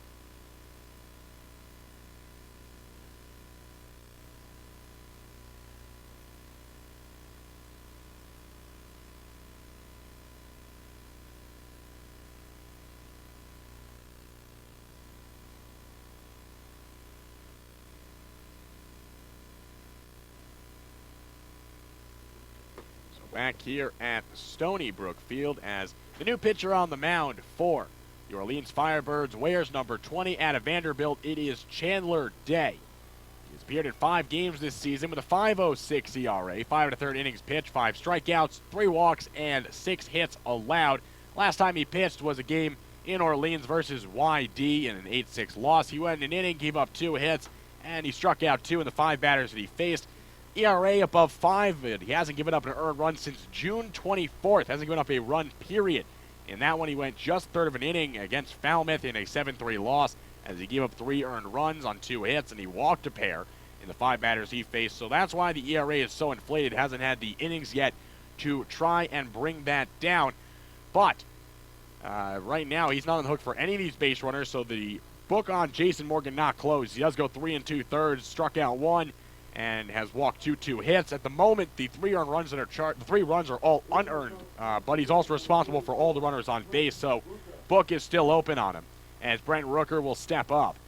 Rooker is 1 for 2. He singled in the first. He also struck out in the third. Chance here with the bases loaded. Brent was fooled on some off-speed stuff in the previous at-bat. First pitch to him, and check swing. Ball's going to skip off of Lugbauer. They'll say he went around, so the count's 0-1. Lugbauer quickly recovering as Noda didn't break immediately, and the count's 0-1. Almost able to get Noda home on that pitch. Rooker, the 9th man to hit here in this inning. Only 1 Whitecaps hit in the frame. The RBI single by Bo Jordan, and the other run coming home on the sac fly by Nick Dunn, so just taking advantage of the opportunities. As Day gets back over to the mound, and yeah, very productive.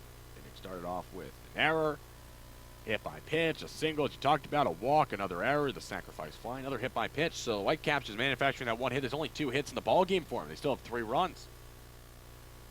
Comes the 0-1. That breaks off the plate and taken. For a ball, the count is 1-1. So Rooker out of Mississippi State trying to get something going, extend this inning for the Whitecaps.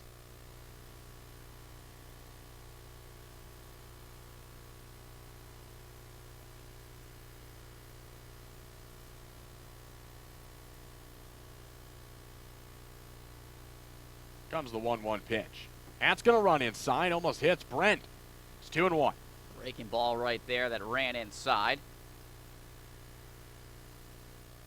Give a shout out to last year's lead intern, John. He probably is listening and watching us right now. He's been very, very active with us today on Twitter.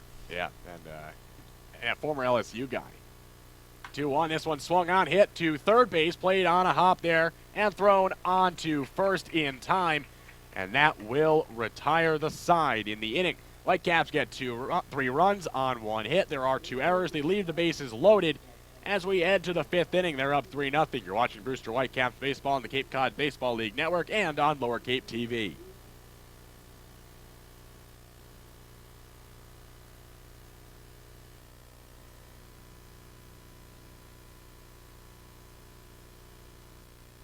Tony, thank you for joining me. First things first, he was actually in the majors for 13 years, and he's out here watching his son. But did you ever get a chance to play on the Cape yourself? I didn't. I got drafted out of high school and signed, so I didn't go to college, and so I didn't have this opportunity. So what's it like being here watching AJ? Oh, it's awesome. This is only our 2nd day here, first game that we're coming to, and unfortunately he's not playing. But so far the baseball looks awesome. Players look really good, and I'm excited. It's a good opportunity for him, and I'm just glad to be here. And what's one lesson you've taught AJ growing up playing baseball? Well, there's ups and downs, and you got to learn how to let go of, the past and just keep working hard. And even right now, all these guys, this is a process. This is a stepping stone, hopefully, for most of them to go to pro ball and eventually the big leagues. And so this is just part of it, and every day keep getting better, and just, I guess that's it, really. Thank you so much, Tony. For Lower Cape TV, I'm Amanda Alvarez. What were you going to say?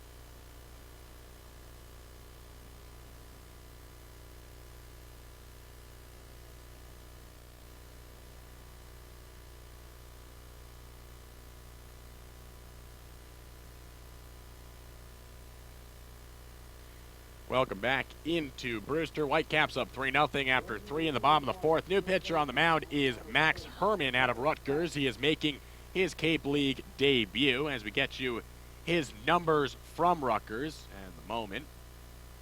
Herman was a guy who threw just 28 in the 3rd innings pitched, picked up 19 strikeouts, walked 19. He gave up 14 runs, 13 of them earned in a 4.13 ERA. So the lefty is making his Cape debut. First pitch in there for a strike. The count is 0-1. Herman lists on the roster as 20, as taking over Westfall's number 13, as that is in the dirt, and it's 1-1.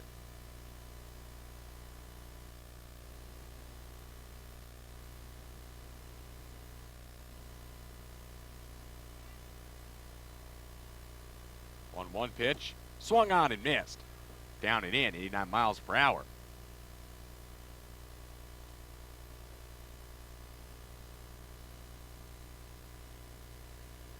Herman not a big strikeout guy. Just under 1 per inning. That one is hit right back to him. He'll leap and will walk towards first. Underhand throw is in time. That'll be the first out. So Herman comes in, gets the 2-strike count, and is able to get his first recorded out on the Cape. Cade McClure is done after 4 innings. Struck out 5, he walked 3, just gave up 1 hit, did not allow a run to come home to score.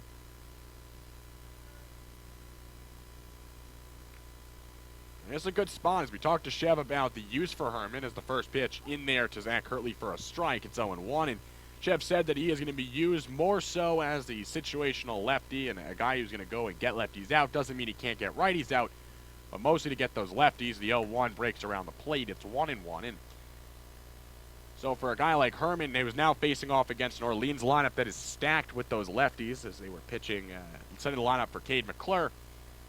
Definitely be using here an inning or two. Down and in, and 2-1.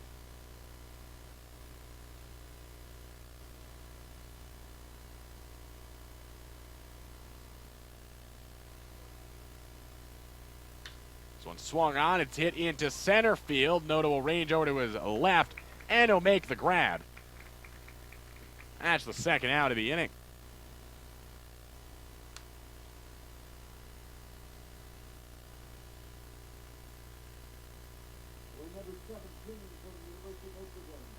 That's going to bring up Drew Lugbauer.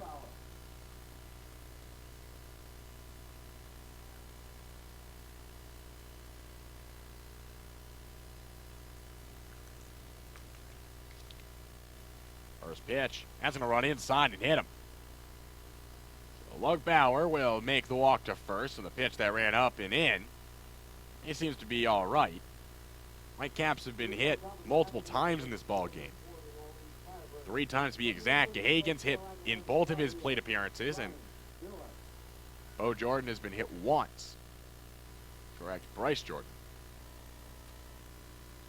So on at first is Lugbauer, the catcher. It's going to bring up the top of the lineup, Brian Miller. Shows bunt, pulls it back, it's low. Count is 1-0.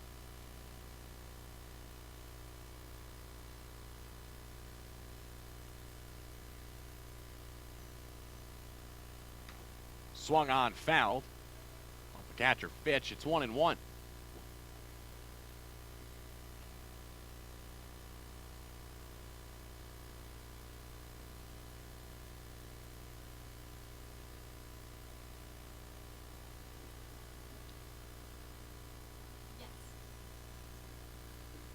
The 1-1.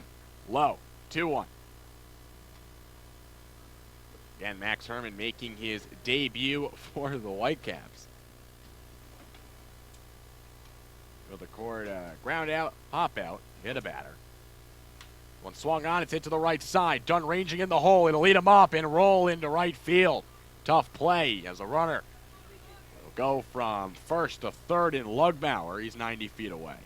Oh, that's a Stony Brook hop right there that got him. As it trickles behind him into right, so now runners on the corners. So an E4. There on the second baseman will put runners on the corners. You said Brian Miller is the runner at first.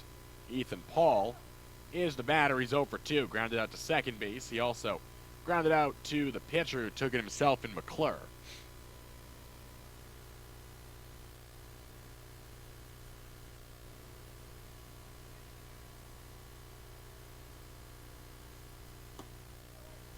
Will miss off the plate, 1-0.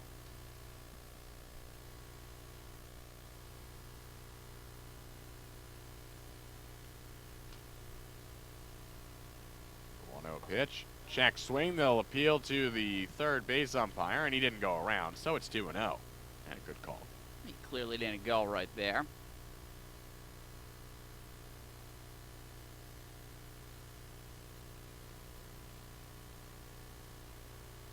This one swung on, it'll be hit in on the hands. Ranging back and grabbing it over the second base bag in short center field is Nick Dunn. And that will retire the side of the inning. There are no runs, no hits, 1 error, and just 2 runners left on as we head to the bottom of the 5th. Whitecaps up 3-0. Listen to Brewster Whitecaps baseball on the Cape Cod Baseball League Network and on Lower Cape TV.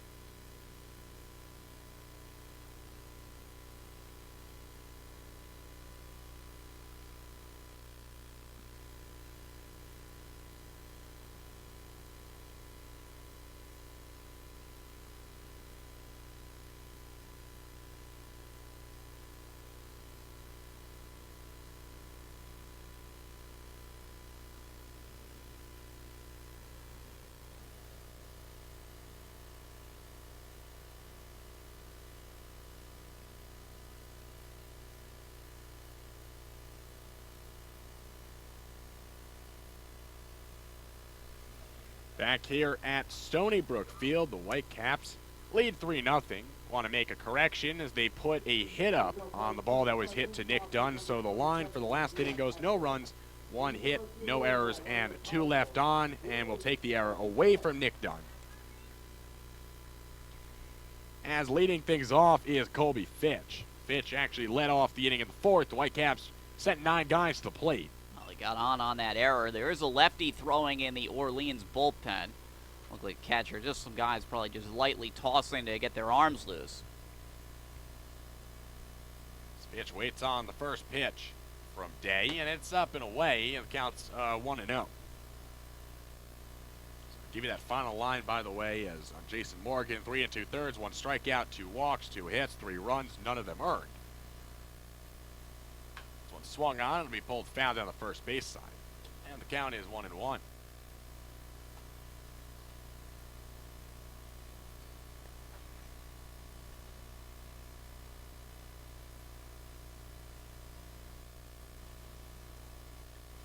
This pitch gets back to the batter's box.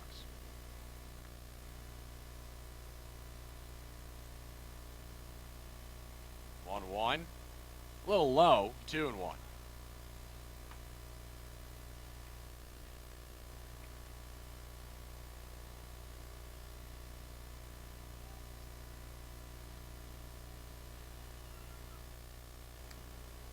Off the plate, 3 balls, 1 strike. So good eye.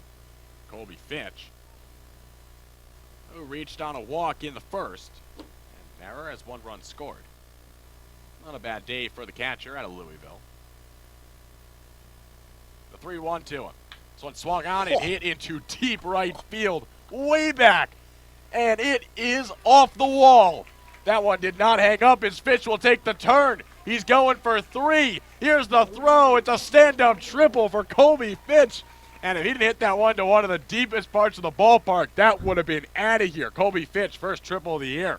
Oh, what a shot off the bat there of Fitch. Hitting it to the left right there, just to the left, the 380 marker. As a new pitcher, out there on the mound is very fortunate that he is Chandler Day, who is back out there for his first clean slate on the mound. of work. He's very lucky he doesn't need a new baseball there. Smoked it. Deep right center field. That one looked way gone off the bat and hitting just off the right in front of the wall in the warning track. So Matt Davis, the batter, as he swings and misses, counts 0-1, and Davis is 0-2.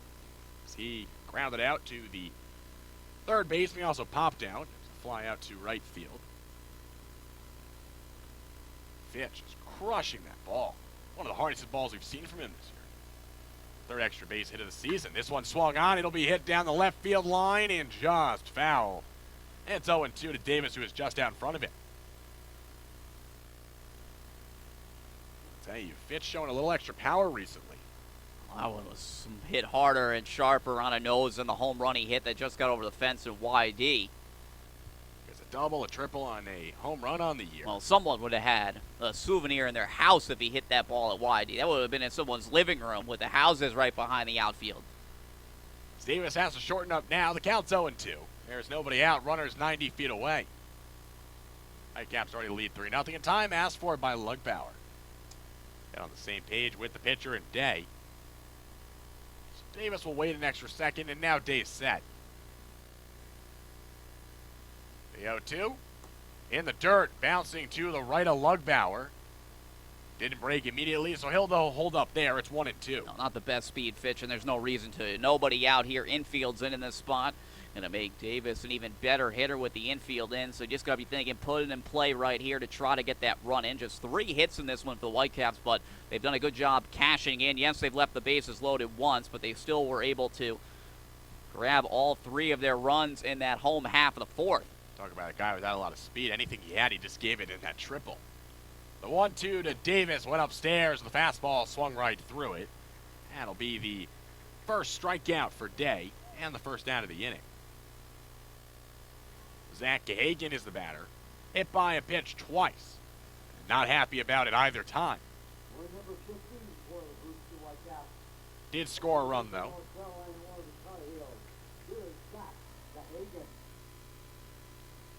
All he has to do in this situation is put something in the air.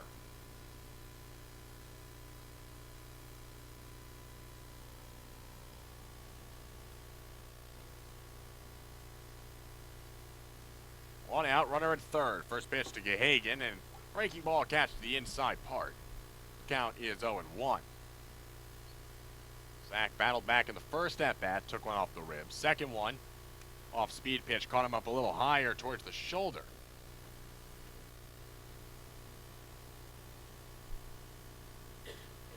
The 0-1. Swung on, he'll jam it right side. Pitch is tagging, going towards the line. It'll get out of play. Was Ethan Paul who give it a good run. It's 0-2.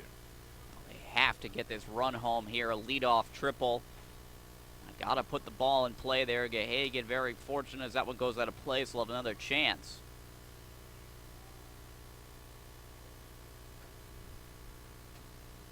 Still a little bit in awe by that Fitch shot. Now that I really took a second to think about it. Now it's just absolutely mashed. Oh, man. Lays at third. It's 0-2 to Zach Gahagan. Setting up away is Lugbauer. This is the pitch. Brought too much to the plate. Fouling it off is Gahagan. It's still 0-2. Surprised the way he hit that to the cover is still on the baseball there with as hard as he hit it. It's deep. And Wonder what the speed was off the bat of that one, because that was just a rocket. And you tweeted it. That's all the way down to the 380 mark. Just missed 380. It's a major league hit right now. And it is definitely probably deeper, as we've had the discussions about, is that one poke foul up the first base side by Gahagan. Yeah, you and I have been in the outfield from a field at the field here. Definitely seems deeper, especially down the lines. It's probably deeper than 380. The marker's probably not right, as you and I have touched upon quite a bit. I have to agree with you on that one. And it's definitely not 395 to center. So the count is no balls and 2 strikes, and Zach's going to ask for time. He's going to step out for a second. Runner at third base, as you mentioned, is Colby Fitch. Get a good look of him as he extends his lead, and he'll walk back. You should put it out further, though, to center. Just make it cool, look like the hill at Houston. So they could do it with the hill behind the center field fence. And one in on the hands. They'll foul another one off, so Zach's been good at handing out the souvenirs in this ball game. First at bat as he fouled a ton off, and same here. Tries to find something he can handle. Nothing to his liking so far. Still no balls, 2 strikes. It's a good battle between Day and Zach. The 0-2 in the dirt, bounced it, kept in front by Lugbauer, so laying off is Gahagan. The count's 1 ball, 2 strikes.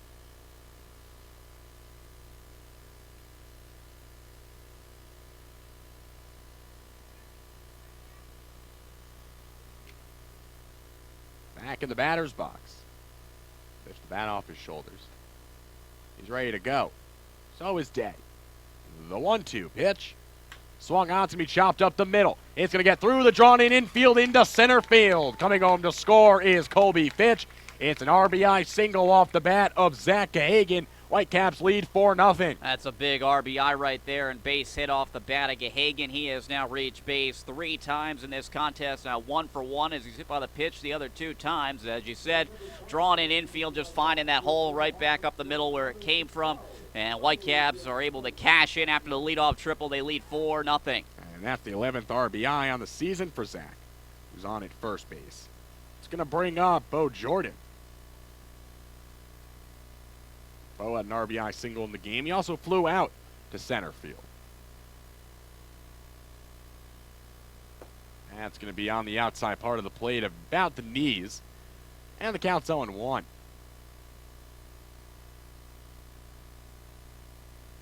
The runner at third and less than 2 outs, and already down by 3. Orleans brought the infield in. Whitecaps just their 4th hit of the ball game. 2 coming in this inning. This one swung on. It's going to be hit towards the left side. Played there by the third baseman for 2nd to 1 on to first. Not in time as Bo beats it out.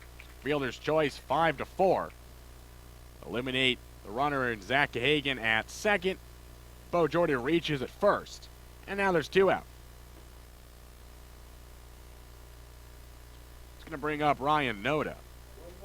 Noda hit a deep fly ball right on the screws to right field. He also walked 0-1. Stole a base, stole third. That was when they were sleeping there, because that was when the starter was still in at that point, and Jason Morgan. He was stranded at third base. First pitch to him. He's going to hit this one into deep right center field. Going back is the center fielder, and it will be out of here. A 2-run. Oh, they're going to say it's a ground roll double. That's a correct call out there by them. As I was just thinking that, like you called that pitch from, like, let's put one in the gap right here, drive that run if you're Ryan Noda, and sure enough, he does. And that one hard to see with the fence. Now, I thought I saw the umpire, so he put up 2 fingers, thought he put up the home run, but instead it'll be a double. So it's a double for Ryan Noda. He stands on at 2nd. And that Bo robs Jordan him at of third. a run then with the ground roll double. They catch a break as that ball was smoked off the bat of Noda. As there's runners on 2nd and 3rd, as the pitching coach for the Firebirds can have a conversation. Ryan Gridley will be the batter when he steps in just a minute, and it happens to the best of us. He's getting a little too excited right there as he smoked that ball. That was another one. Same spot, too. Shot, I mean, maybe a little bit to the left. That was further to the left. That's out towards the flagpole out there. That's, I think, even probably more of a shot than it's probably the dead center. Well, he's hit the ball hard twice in this in the ball game.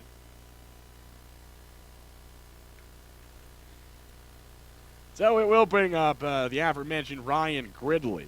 Reached on an error, and he grounded out to the shortstop. On that error, he was stopped at second base. Couldn't get any farther. 2 runners in scoring position for him, and he'd love to extend this. The lead for the Whitecaps are up 4-0, and the first pitch is taken low. It's 1-0 to Gridley.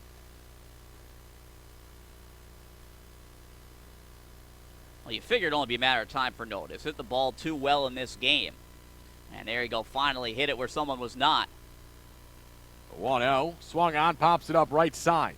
Moving back is Kirtley into shallow right field, and asking for it and calling it is Ethan Paul.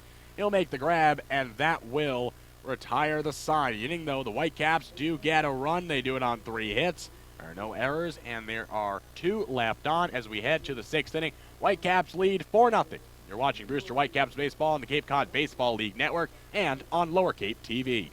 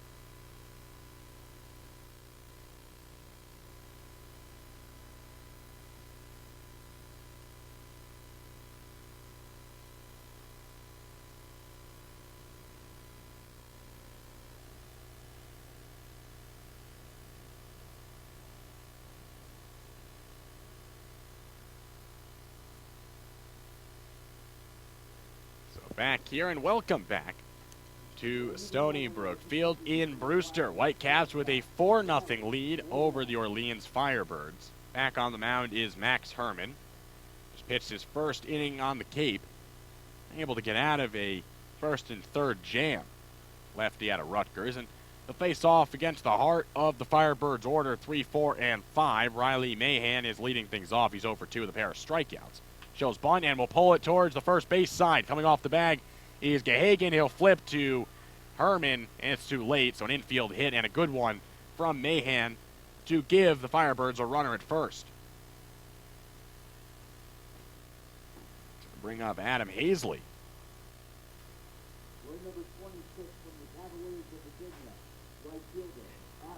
Hazley in the ball game walked and struck out. Not an easy play as that one was put between far enough that Gahagan had to come off the first base bag, and so chasing it was Herman, so not communicating. Both went after the ball first. That one misses up and in. It's 1-0.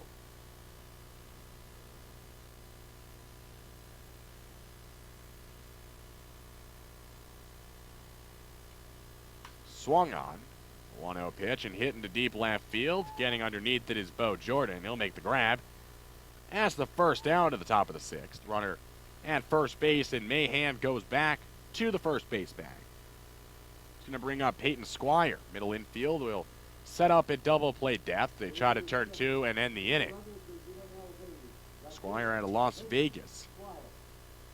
He reached on a fielder's choice, and he also reached on a single. Was also picked off in this ball game. That was the 3rd out of the 2nd inning.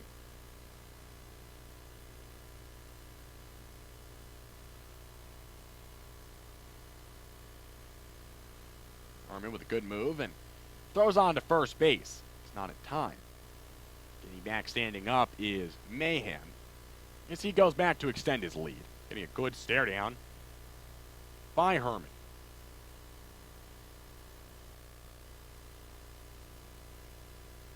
First pitch swung on and missed. Ball in the dirt. Here comes the throw down to second base, and way out in front as caught stealing is Riley Mahan. Not a good jump as the ball was in the dirt. He tried to reach on the wild pitch, but kept it in front of him was Fitch, and he threw him out. Mahan is thrown out at second base. Now there's nobody on. Peyton Squire in an 0-1 count as he was fooled by the first pitch breaking ball.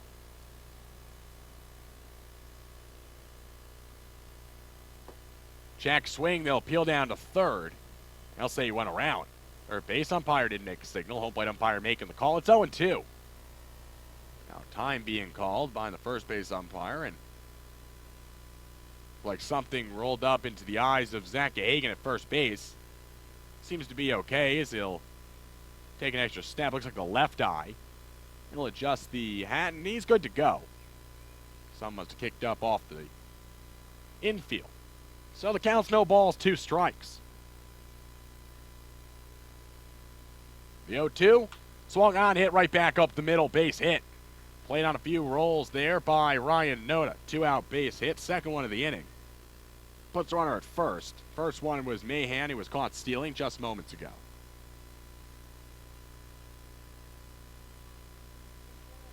Pinch hitter coming in the DH spot, wearing number 24. It's Chris Triano. Get you his stats in just a moment. So Keegan McGovern's night is done.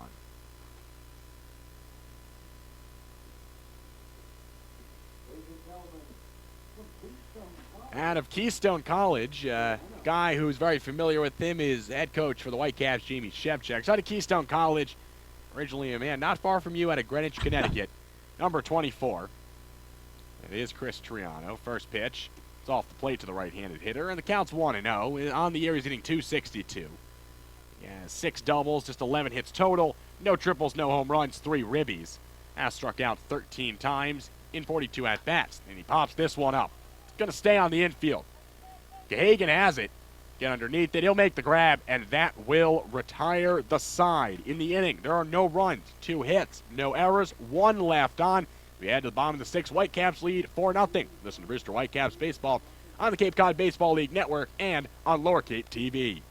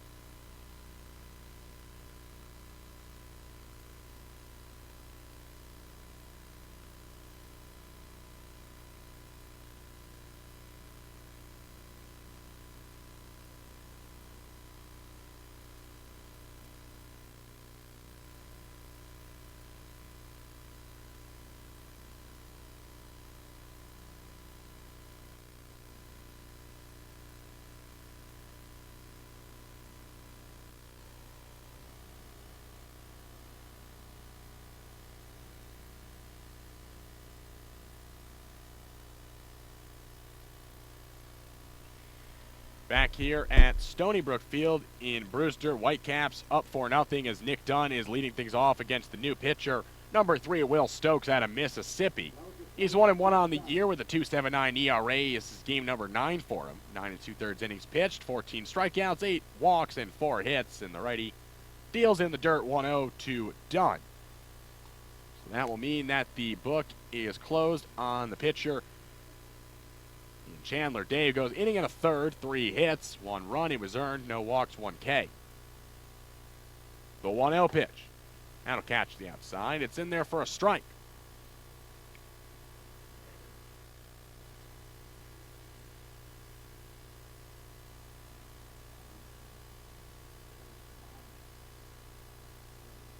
The 1-1.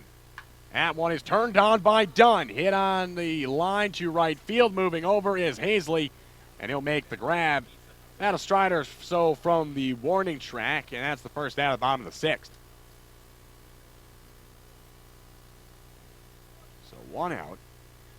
Batter is Bryce Jordan. Last time Stokes gave up a run was back on June 25th. That was an inning and a third of work. He's had 3 appearances since without a run.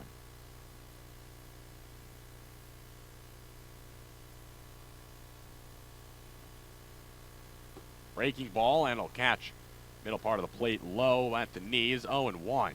Opponents are hitting 125 off of him this season.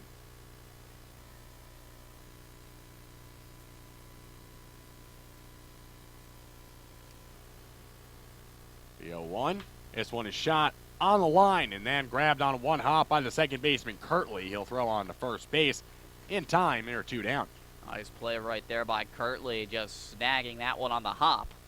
Oh, 2 relatively quick outs here for Stokes since coming in. Gonna bring up Brent Rooker with 2 outs, and Brent's had a tougher day at the plate. He doesn't have a single, but he struck out and grounded out. He looked a bit out in front of a couple of breaking balls. So clean off the top of the bat, and he'll get in the batter's box. First pitch to Brent, low and in the dirt, 1-0. Rooker a Final Four in the home run derby this year. Put on a show in round 1.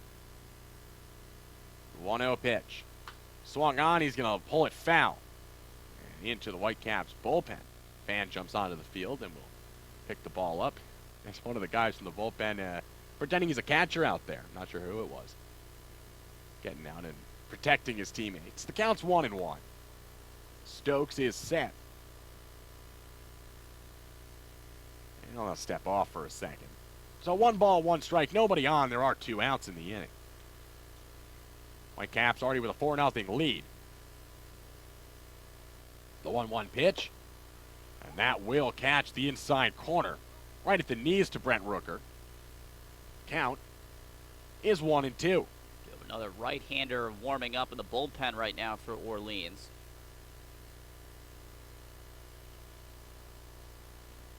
The 1-2, that's high and away. We're leaving up 2 balls, 2 strikes.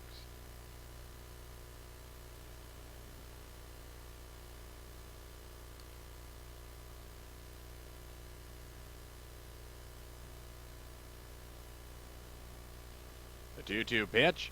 Swung on, it'll be laced over the third baseman's head in Garrett Benj, and it's a hit for Brent Rooker. It's his 2nd single of the ball game. So he's on at first with 2 out. Rooker going down and getting that one and just lining that one through that hole on the left side over the head of Benj, the third baseman.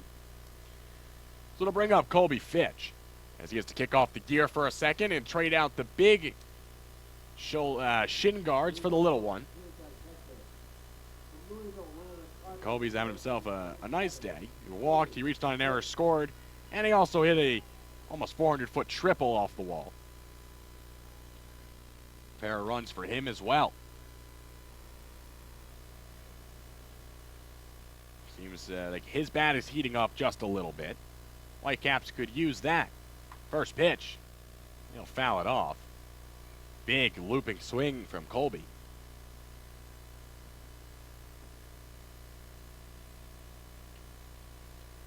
After the conclusion of this inning, we'll send it to our sideline reporter Amanda Alvarez, who's speaking with Chris Kenny, the Whitecaps president.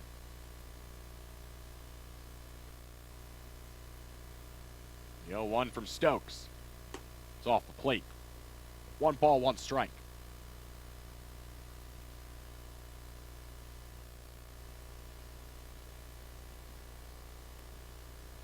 Wareham coming back. It's now 3-2 in the bottom of the 6th versus Fallman. The 1-1. This one swung on, popped up. Catches off the end of the bat. It's going towards foul territory, moving towards his bench. He will make the catch, falling back towards fair territory, and that will retire the side. In the inning, though, Whitecaps do not get any runs. 1 hit, no errors, 1 left on base. And let's send it sideline to Amanda Alvarez, who's speaking with the very own Chris Kenny. We're heading into the top of the 7th, and the score is 4-0 in favor of the Brewster Whitecaps. And joining me is Chris Kenny, the president of the Whitecaps. Chris, thanks so much for joining me. And how long have you been the president for? I just became the president last November, Amanda. So 8 months maybe now. And what led you to become the president? Were you part of this organization before? Yes, my wife and I started hosting players 8 years ago, and rapidly became part of the organization. I've acted as the treasurer, worked on the GM staff, and sold lots of T-shirts and ball caps over the years as well. Do you know how many T-shirts and ball caps you've sold? I couldn't even begin to guess. Thank you so much, Chris. For Lower Cape TV, I'm Amanda Alvarez. Thanks, Amanda.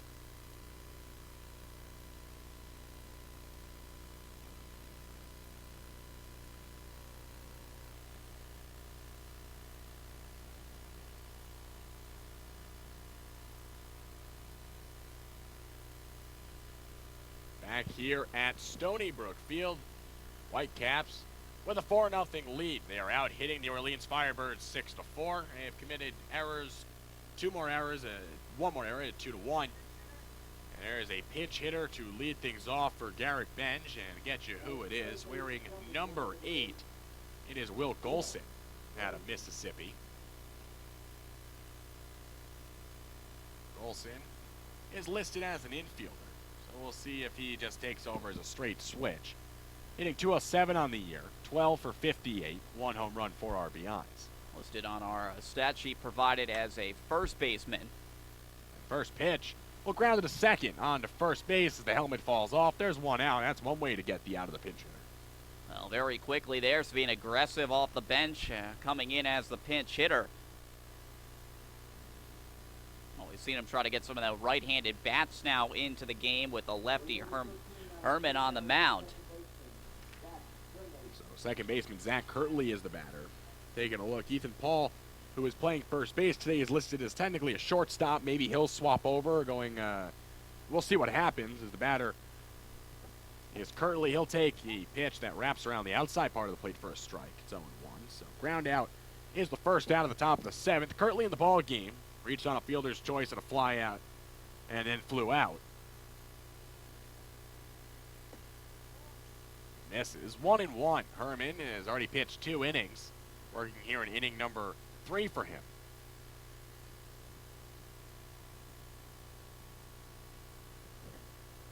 1-1. That's in there. About waist high, and it's 1-2.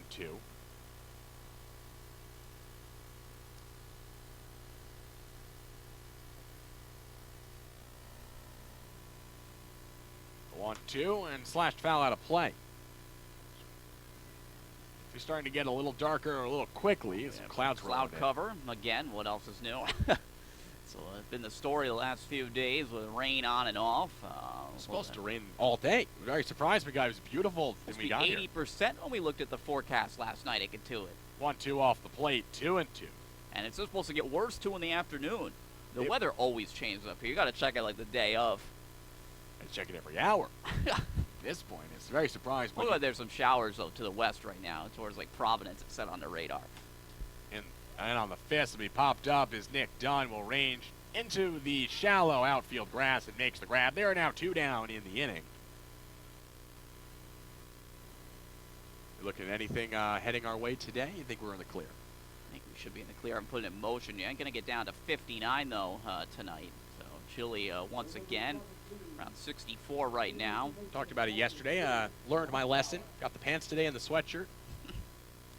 As Drew Lugbauer is the hitter.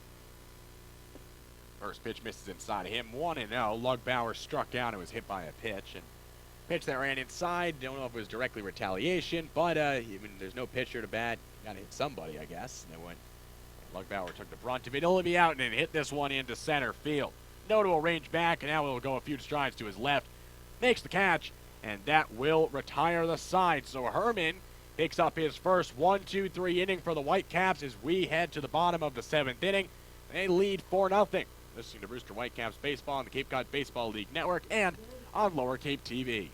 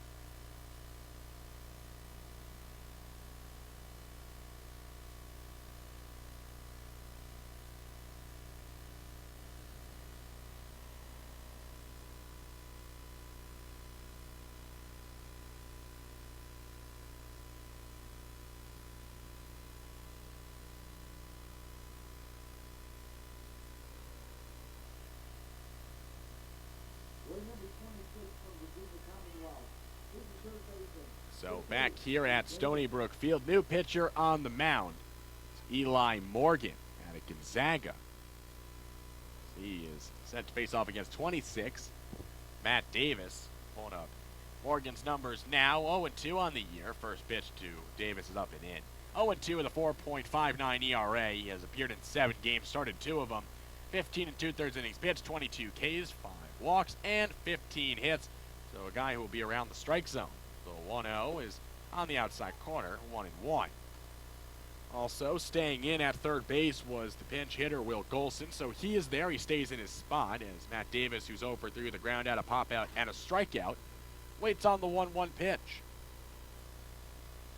And he'll hit this one into deep center field. Going back is Miller. He'll make the catch as he heads towards the wall. Gate out there in the outfield looks like it swung open.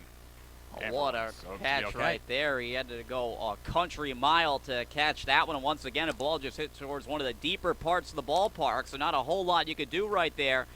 If you're Matt Davis, you hit it well, but Miller just making a very good play out there in center field. So Will Stokes goes 1 inning, just gives up a hit, and that's it. No runs, no walks, no strikeouts. Pretty clean for Stokes. Morgan, as we said, is back on. He's now on the mound. So 1 out. Now he'll face off against Zach Gehagen. First pitch, he's in there for a strike. It's 0-1.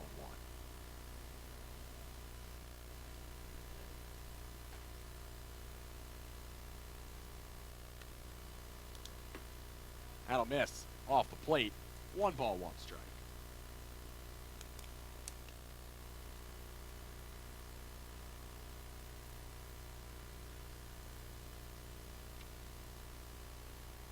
One, low inside,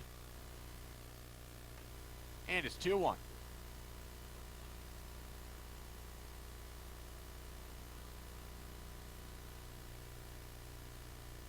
Hyannis get 2 and tied at 1, bottom of the 4th. Swung on and off the end of the bat. Going into shallow center field. Making the grab is Brian Miller, 2 F8s, and that will be 2 outs in the inning.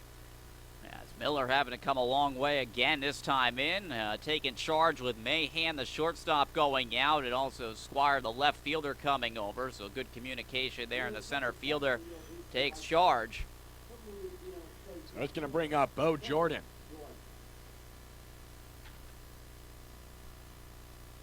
And they don't officially have the Chatham-Harwich game underway online.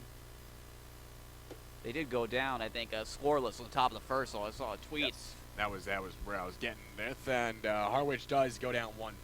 They get up a leadoff walk, but then 1, 2, 3. So that's scoreless. All the other games are officially in action now. The 0-1.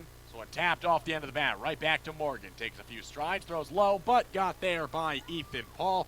And that will retire the side. Whitecaps go down 1, 2, 3 in the inning. They lead 4-0 as we head to the 8th. Listen to Brewster Whitecaps Baseball on the Cape Cod Baseball League Network and on Lower Cape TV.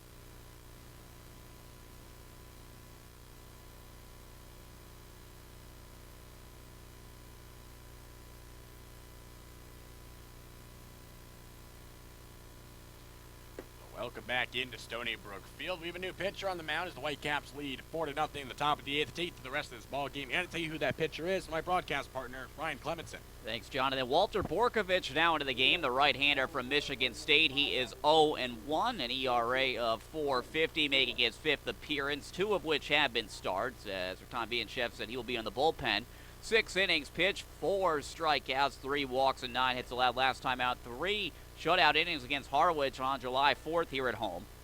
Whitecaps fell in that one 11-7. Allowed 5 hits and struck out 2, faced 14. Brian Miller will be the first man Borkovich faces, and the first pitch will drop down and in and swung on and missed there by Miller.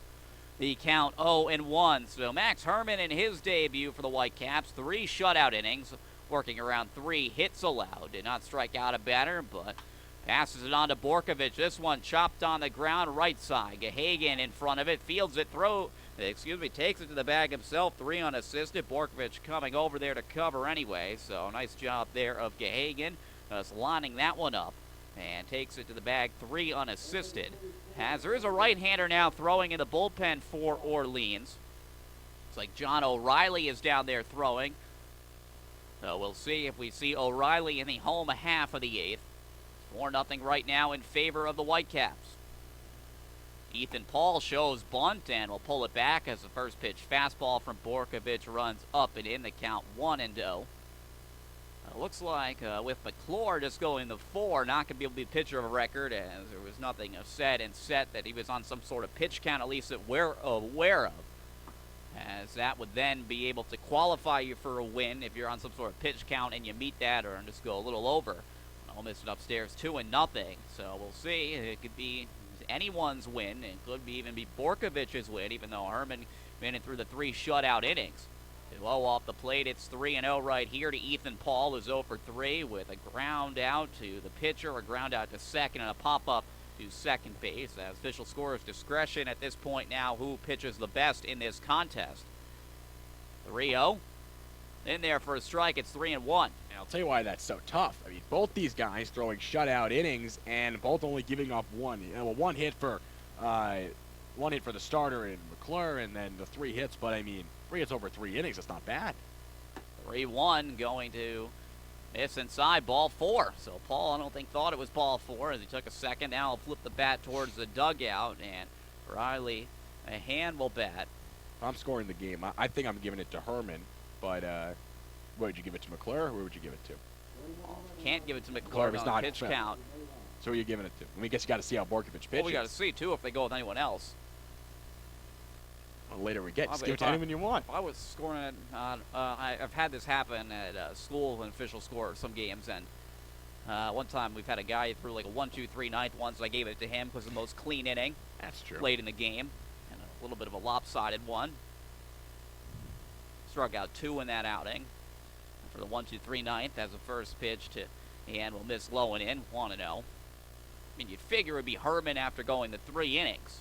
You never know. But we still need 5 more outs before we worry about that. As the 1-0 missing upstairs, it's 2-0, and time going to be called here is Hagen going to go and have a quick chat with Borkovich. There is action in the bullpen right now. Looks like Hughes is getting up. You can't miss this guy. He's got the big blonde, like flowing hair out there. Can't miss him when he's throwing the big righty. Listed at 6'5". Georgia Southern. 2-0. And it'll be hit on a line, right field line going foul. As we'll trickle into the Firebirds bullpen. It is 2-1, but Ehan there ripping that one. He's 1 for 3 tonight with a bunt single that beautifully plays drag bunt. Back in the 6th inning last time up. Runner, they're reaching base here with 1 out, reached on a walk. 4 walks tonight by Whitecaps pitching. They just have the 5 strikeouts. That belongs to Lore.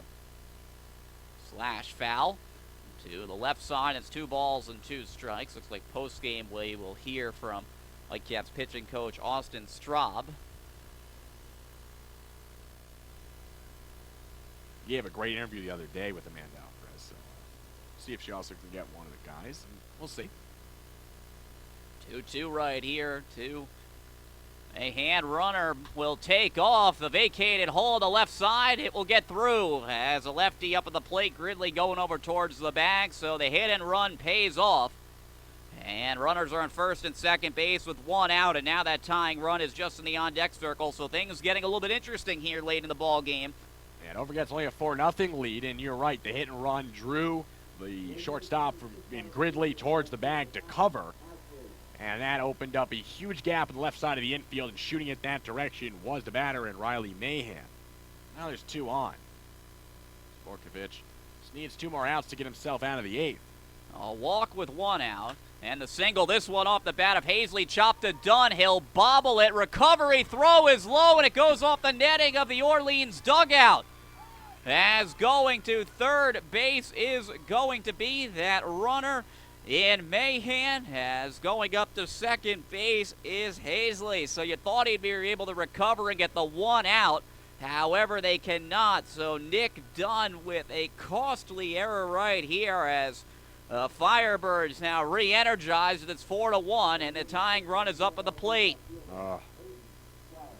Nick Dunn. Oh, well, you're right. He bobbled the first one, and then when he saw the ball, he took an extra second to recover. And I think in that the second he looked, he just rushed the throw, and it was a bad one. And nothing that Gahagan could do. It was just he just threw it away. First pitch to Aiden Squire on the outside corner for a strike. It is 0-1, and they just sometimes late in the game do not make things easy. So it probably should be an inning-ending double play ball. 0-1, fastball missing upstairs, 1 ball and 1 strike. That's the 6th error for Nick Dunn. Whitecaps committed 2 in the ball game. Now 29 as a team. Actually leaves the team in errors.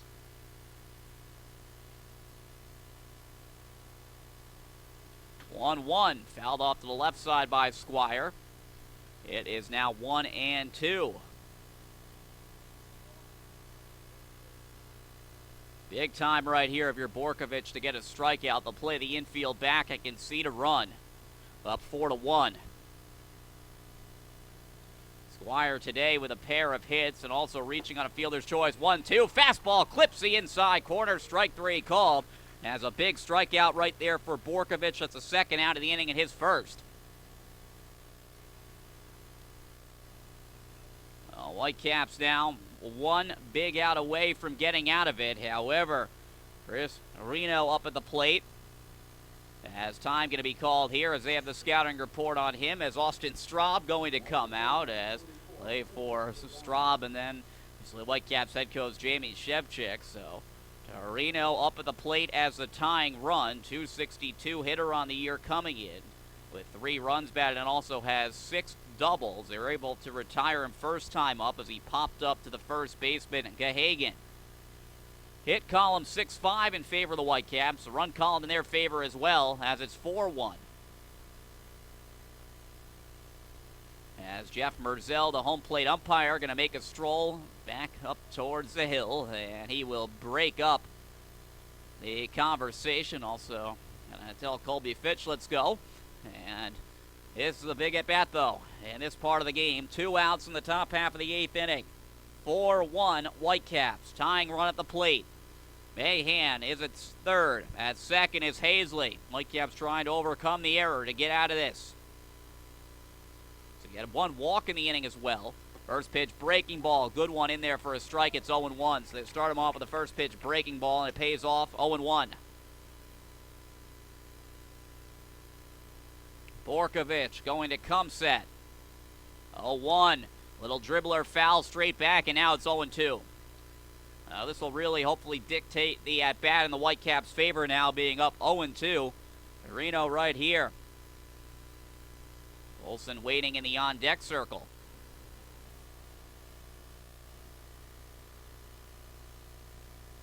Oh, 2 pitch. Fastball up in the zone inside part of the plate, 1-2. No, not going after the high fastball.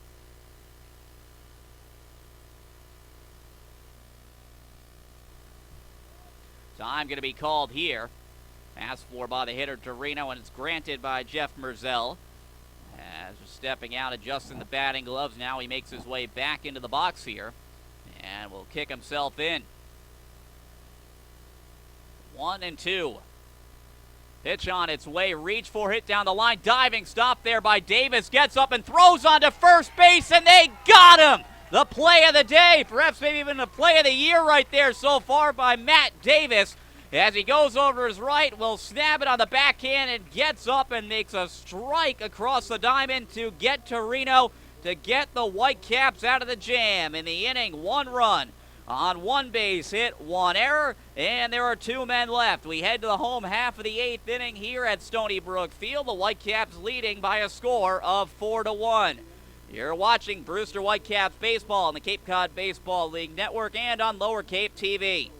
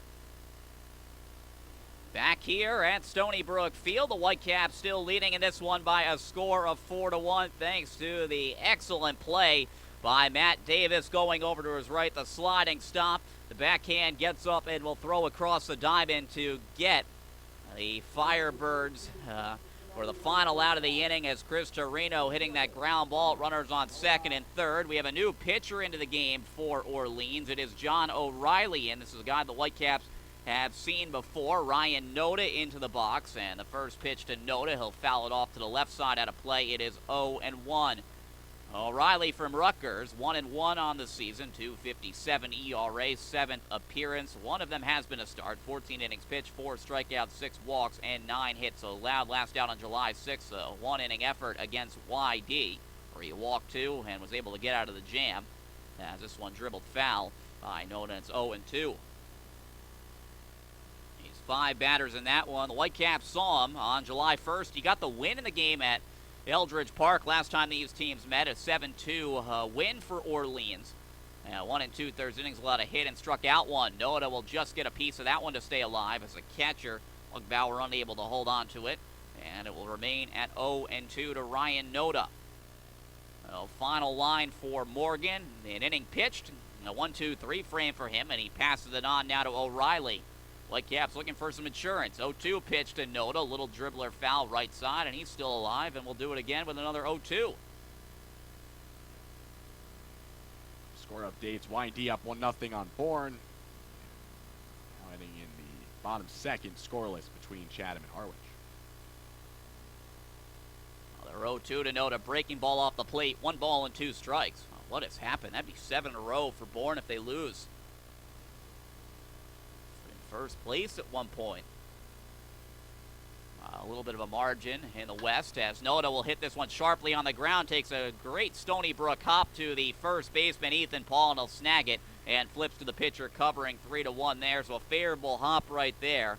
As off the bat, you think that one might get through right there, but Paul's going over to his right and flips there to O'Reilly, who was over there as he should to cover the bag. Now that's the first out, and we will have a pinch hitter coming into the game for Ryan Gridley. A.J. Graffinino comes into pinch hit. Probably see him finish off at short. Graffinino, a very good defensive shortstop, has some good pop. Graffinino, switch hitter, hitting from the left side, 194 average, 5 runs batted in. 3 out of his 6 hits, they are doubles, as the first pitch will miss low and inside, and the dirt gets all the way to the backstop. And the count 1-0. Well, Amanda Alvarez got to speak with his dad, Tony Graffinino, who played for the Red Sox. Nice interview. Played with the Red Sox in 2005, the year after they won the World Series in 04, as the pitch will miss off the plate 2-0. That time. I'm pretty sure he had his best career year between them, and I think he was traded from Kansas City that year. The 2-0 taken for a strike. That is correct. Traded from Kansas City. Do they have the trade on there? Love to know who he got swapped for. As Graffinino hit this one the other way, foul, 2 balls and 2 strikes. They do have it on there. Juan Cedeno and Chip Embrees, as he was traded for after the Red Sox cut Mark Bellhorn, was a big part of that team. That ended the curse. And went back to Kansas City the following year, then played 2 years in Milwaukee, missing in the dirt 3-2, and then looked like in the minors in 08, and then finally back up a little bit with Cleveland, and then at the end of that year becoming a free agent, a 265 career hitter. I definitely could play any infield position, also a bit of outfield, an above average arm for his dad. The 3-2. And upstairs and inside, ball 4. So A.J. Graffinino will draw the walk right there. And I was taking a look, so Juan Cedeno, by the way, didn't make it past Double-A. After about 3 years, was eventually just released. And Chip Embrees, as you said, did play a little bit in the Kansas City organization, and he ended up hitting 241. So, all right, there it is. There's your trade. Oh, his son A.J. is at first. As Nick Dunn will lift this one in the air to left field. Squire has it lined up perfectly. He makes the catch, and that is a second out. I believe they did get back into the postseason that year. Red Sox, I think they lost, I believe it was Chicago they lost to, the eventual champions. They lost them in the ALDS. Yeah, the Yankees Won the wild card, I think, right, that year? Yeah, it looks like they tied the Yankees for the AL East. I guess they got the wild card. It's going to be in there for a strike, 0-1. Year before the Mets were good. You're right, Chicago won 99 games that season, 99 and 63. Bryce Jordan has an 0-1 count on him. They got swept in the first round by Chicago. They will pitch out. The runner, Graffinino, is off, and they guess right. The throw down, a strike from Lugbauer, and he's dead to rights there at second base. So Graffinino caught stealing to end the inning. In the inning, no runs, no hits, no errors, nobody left. We head to the 9th inning here at Stony Brook Field, 4-1 in favor of the Whitecaps. You're watching Brewster Whitecaps baseball on the Cape Cod Baseball League Network and on Lower Cape TV.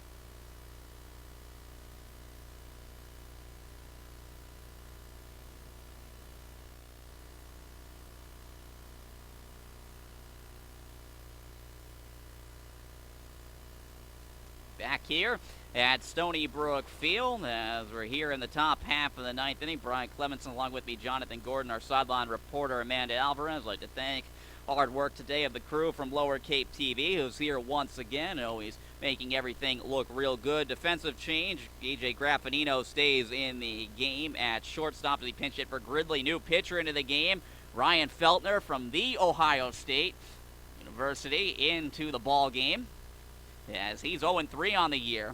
He'll be making his first relief appearance. The other 4 starts, an ERA over 11, 11.25, 16 innings pitched, 11 strikeouts, 9 walks, and 23 hits allowed. First pitch from Feltner, a fastball off the plate. It is 1-0. They go to Feltner here in this spot. He has faced Orleans. Will Golson, who came into pinch hit in the 7th, stayed in at third. He's 0 for 1. As that one way off the plate, 2-0. Feltner has thrown against Orleans. Not pitching too well. Jeff Merzell asking the on-deck hitter to move over a little bit. Feltner 4 innings, roughed up for 6 runs on 8 hits, 1 walk, and 1 strikeout. The 2-0 from Feltner, hit on the ground, left side diving. His Graffinino, he can't get in. The leadoff man is on just like that in the top half of the ninth. As Zach Kirtley will bat the second baseman. And as we talked about, that good range from Graffinino, almost able to knock it down. Not sure he would have had to play regardless, but he did a good job ranging back to make the grab. Almost knocked it down as it went into the outfield. Tying run worth noting is in the on-deck circle.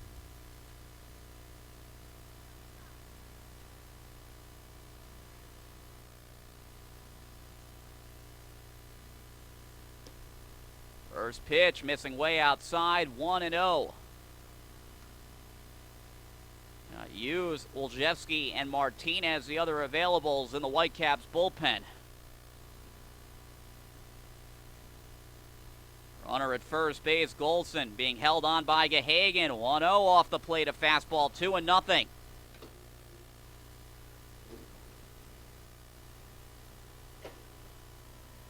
Field up the middle with Graffinino and Dunn. They're looking to turn 2. Now, both teams with 6 hits in this contest. The 2-0, as they will give him the green light, and he fouls it back curtly, 2-1. Not sure I agree with that with Feltner, who's been very erratic since coming in. Yeah, especially down 3 runs. Gotta agree with you, but Hughes is still throwing. Not sure. He was not on the list of the availables when I spoke with Shep, so I'm not sure if that's a bullpen session or something changed and he can go. One just missing, 3 balls and 1 strike.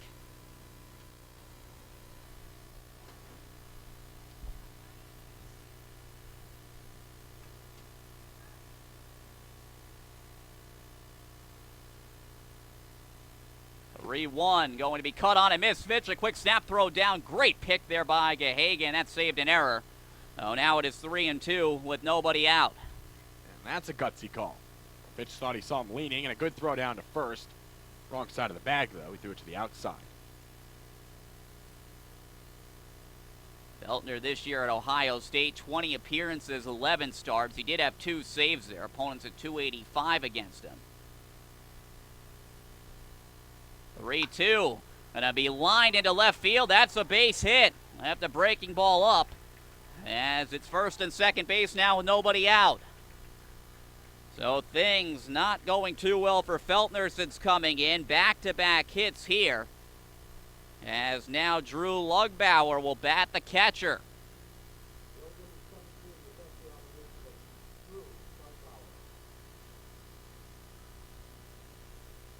Need to bear down now. Can't allow the tying run on base. The go-ahead run is in the on-deck circle with nobody out. First pitch, breaking ball, letter high strike. It's 0-1 to Lugbauer. Lugbauer 0 for 2, a fly out to center.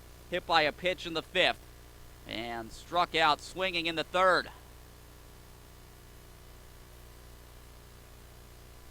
Feltner coming set. And the 0-1. Fouled off left side out of play. He's head 0-2. Now he needs to find a put-away pitch. And definitely wouldn't mind seeing a strikeout right here. It's a big time for that right now. Massive time for that right now. Feltner, as you mentioned, cannot allow the tying run on base. Especially ahead in the count, he's got to find a way.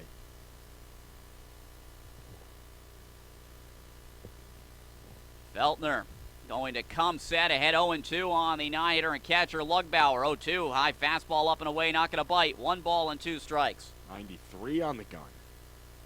Pumping him. Was one of the better misses. Some of these misses, though, have not been good ones. Just way out of the zone. Between a miss and a good miss. 1-2. Fastball, he blew it by him, swung on and missed, went to the same spot, and Lugbauer will chase it. He is down on strikes for the first out. Oh, they will get the 9-hitter. The runners will stay put on first and second. And Brian Miller will bat, representing the tying run. As Miller, the leadoff man, center fielder, as he grounded out to first base. It's a 1-for-3 day, a single back in the 5th, walk in the 3rd, and then a strikeout back in the 1st. However, that was against the starter McClure. Runners at first and second base, 1 out. Feltner's first pitch going to be lined towards the gap in left center field. That's a base hit. Cutting it off is Bo Jordan. They'll get it into second base, so Miller will have to stay put at first. RBI single off the bat of Brian Miller. And now it is 4-2. That's aggressive hitting. First pitch, launching it opposite field. Good throw by Ryan Noda. Apologize, it was by Bo Jordan, who got it in quickly. So Miller driving in the run. Kirtley now 90 feet away, and now the go-ahead run is up at the plate. And that is Ethan Paul. Looks like Hughes is done throwing. So whatever's, I'm not sure if he's available or not today. Runner bluffs. Pitch going to be cut on and missed there. Look, a first pitch changeup 0-1. Whatever it is, he looks like he is done throwing for the day. Well, you have the off day tomorrow. You figure you'd have all the just hands on deck in this one to try to win this if you need to go to someone else. Feltner get an opportunity here to close this one, and it has not gone too smoothly. 0-1. Breaking ball. Just missing there. Maybe a smidge high. 1 ball and 1 strike. Close pitch. Probably the first call not totally agree with, but it wasn't awful. It's been a good We haven't really seen the high strike call too much in this one. Good called game by. So 1-1. That's a called strike, and a little bit lower. 1 ball and 2 strikes. there you go. Now you know where the upper part of the strike zone is. You talked about it. Really, only upper strike zone calls we've seen have been swinging strikes. So Gotten a few as the game has progressed. 1-2 right here to Paul. Runner is off, pitch inside, and it hits him. The go-ahead run is on first base with 1 out. Tying run is now in scoring position. it looks like Feltner has made his bed, and he's going to be asked to sleep in it. He's got to find a way to get out of this. And Chev is coming out. No signal made yet, as Riley Mahan will bat.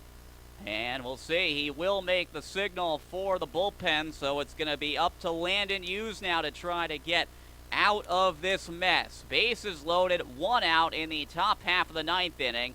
The Firebirds having that go-ahead run on first base in a 4-2 ball game. So we will take a break for the pitching change and be back. Whitecaps clinging to a 4-2 lead with the bases loaded and 1 out. You're watching Brewster Whitecaps baseball on the Cape Cod Baseball League Network and on Lower Cape TV.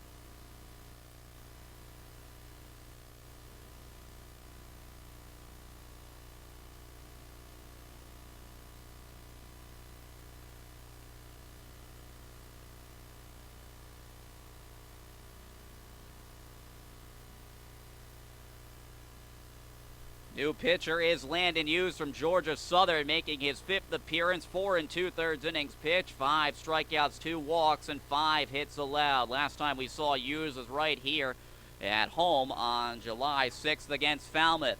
13-8 loss for the Whitecaps here in 8 innings. Hughes went an inning, faced 3 batters, and recorded 2 strikeouts. Bases loaded right here. A tying run is at second.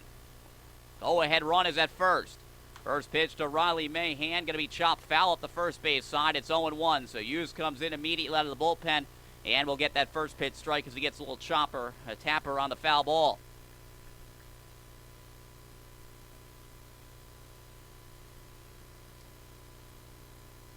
Hughes looking in for the sign here from the catcher, Colby Fitch. Ready and fires an 0-1. Mahan will lift this one in the air towards shallow left. On comes Bo Jordan. The runner will bluff. The throw will go to the cutoff man nicely to Matt Davis. And that is the second out here in the top half of the 9th. And that ball got in the air. That would have brought home the run, but hit way too shallow. Bo had to come in a mile to make that grab, and he threw it on a 1 strike. Not even a hop. Right on the way to the cutoff man and Davis. So here is Adam Hazley, the right fielder. 0 for 3, reached on the error by Nick Dunn that led to a run in the 8th. First pitch missing a little bit low, 1-0. Fly out to left in the 6th.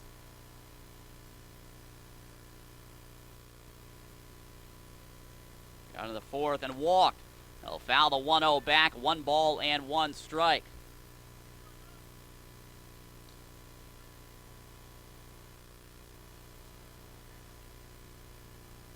Able to even it up. Don't want to fall behind here, especially with the bases loaded. 1-1 in the dirt. Good block by Fitch. It's 2-1. He's been good today. Did have that 1 pass ball, but he's been very good keeping balls in front of him. Also caught a runner stealing. 2-1 to Hazley. Hughes ready with a 2-1, and he fouls it off to the left side. It's 2 balls and 2 strikes. Bases loaded here with 2 outs. Don't want to get it to 3-2 as the merry-go-round then would be in motion with that go-ahead run at first. Bases loaded, 2-2 count with 2 outs, 2-2 pitch, going to be fouled off, left side out of play. Down past the Whitecaps dugout towards the bullpen. It is 2 balls and 2 strikes.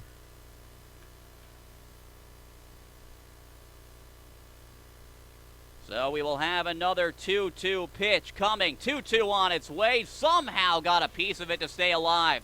Hit that one out of the dirt right there. Wow. Oh, time going to be asked for. Colby Fitch going to go out to the mound as Jeff Merzell also going to get some more baseballs from the Whitecaps dugout, the home plate umpire. It is 2-2. Just making sure they're on the exact same page. This big 2-2 pitch with 2 outs and the bases loaded. 2-2 to Hazley. Here comes another 2-2 pitch. Going to just miss. Wow. Not sure where, but it's 3-2. Everyone here thought it caught the outside part. I did too. Really thought it had enough of the plate. Oh, now 3-2 with 2 outs, 4-2. Tying run at second. Ahead run at first. The merry-go-round will be in motion. 3-2 pitch on its way. Going to be hit on a line in towards left field. It falls a base hit. That will plate 2 runs. The throw comes into third. Knocked down by Davis. There are runners on the corners now with 2 outs, and we're tied up at 4-4. Tough game. Whitecaps, 4-0 lead. 1 up in the 8th and 3 now home in the 9th. Tie ball game as Shevchuk is coming out. See if he wants to go to the pen one more time. Right now, just a conversation. Runners on the corners and 2 down. 4-4. So that call they did not get extends the game, and it produces a 2-run single. Very close pitch, but not going the Whitecaps and Hughes' way. So Shev out right now at the mound to have a conference. As Jeff Merzell, the home plate umpire, making his way out. Up at the plate right now is Peyton Squire.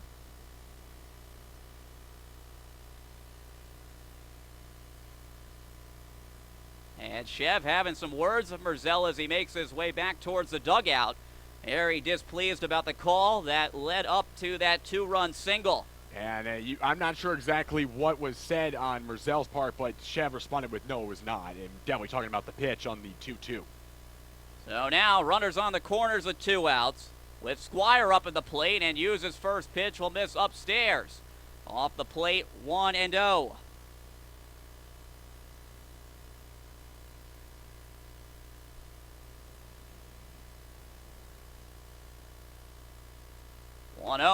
Right down Broadway for a strike. It's 1-1. Knee high. And you mentioned it, I believe you mentioned it during the pitching change. When Hughes is coming on, that their closer is coming into this ball game. Sure, who it is right now. And it is a lefty. 1-1 going to be swung on and foul tipped. He went around like a corkscrew there, Squire, and it's 1-2 with 2 outs. Starting to get a little dark, and you got to imagine we will not get more than just this bottom of the 9th in. Is it? Don't know when official sunset is, but we're getting close.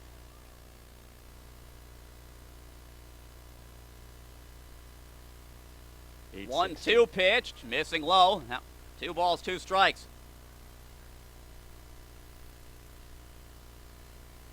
Just down right there.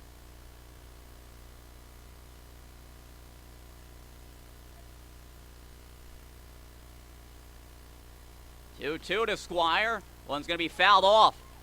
Or is it? It's a foul ball. It's a foul ball as it gets off the mid of Fitch.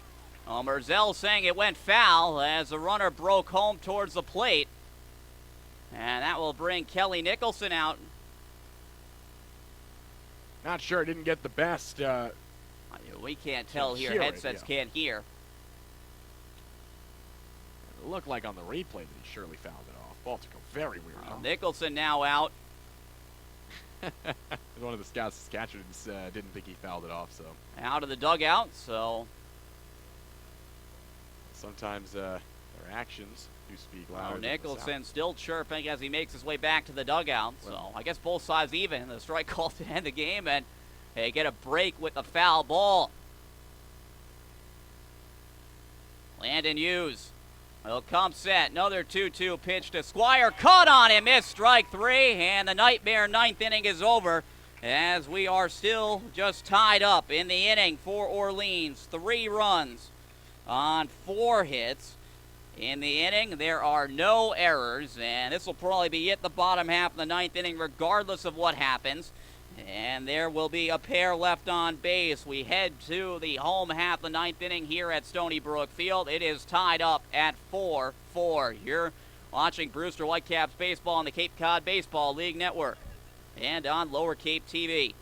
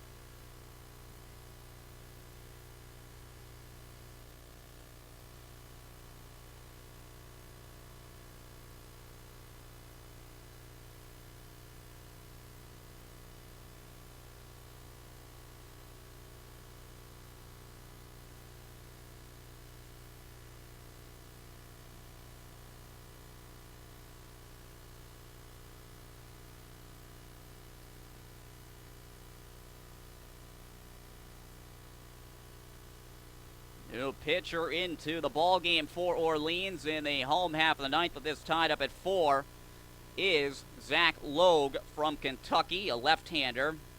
And in between innings during the break, there was an ejection as Landon Hughes coming off the mound, and he was barking at the Played umpire Merzel about that strike call. So Hughes was ejected. And now Merzel over at the dugout having some words with Chev. And Chev's still in here, so it's Hughes who was ejected as he was barking at Merzel. As he gets that strike call, it's a 4-2 win, and he gets his first save of the season. So Logue now in, 1-1, making his 10th appearance, a 1.68 ERA. Has thrown 16 innings, 16 strikeouts, 6 walks, and 11 hits allowed. First pitch will miss for a ball to Bryce Jordan, the count 1-0.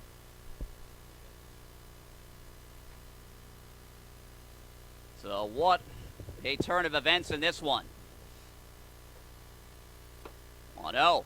That just missed, so that looked good, but if they didn't get it for Hughes and around the same spot, then it should not be given to Logue. I have no issue with Hughes getting tossed. He's right. Guy missed the call. 2-0. Blowing in 3-0. That might be a one-game suspension as well for Hughes, so I don't think he'll be available then against YD. With a player getting tossed. If Chev gets tossed, I believe he gets one, then it's a suspension. Do know at least at my level from broadcasting at Keene Division III, if an assistant gets run, as that pitch is a called strike 3-1, it is a 3-game suspension. However, one of our assistants, not this year but the year before, did get tossed in the game and just went nuts, our pitching coach, and they wrote it up as our head coach. So he was back next day. 3-1, missing low, ball 4. As Bryce Jordan will draw a leadoff walk, so Jordan is on base. And the Whitecaps will have the winning run on as they look to walk off another time here this year at Stony Brook Field.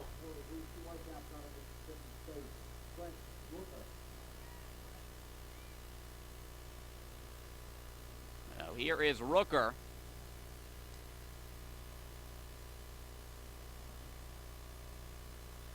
Runner is off, pitches in the dirt, so the gamble pays off as the first pitch breaking ball to Rooker gets Jordan into scoring position at second base. So very aggressive call. Whitecaps want 2 points. They don't want one here. As time going to be called here as Ryan Smythe going to have a quick chat, the Whitecaps third base coach, with Brent Rooker of how they will play things right here. So for Bryce Jordan, that will be stolen base number 4. That ties him for the team lead with Ryan Noda and then Matt Davis. Whitecaps have that winning run in scoring position with nobody out.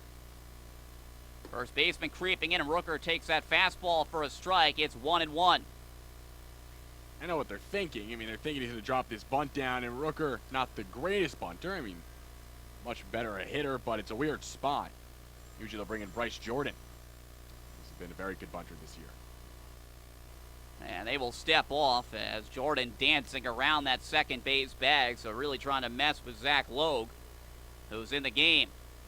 John O'Reilly, who Logue replaces, throws an inning, walks a batter, but phase 3. 1-1, missing low. On part of the plate, 2 balls to 1 strike.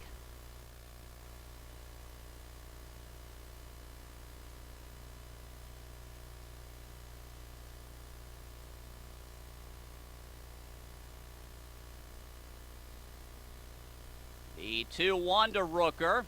Off the plate or so. 3-1.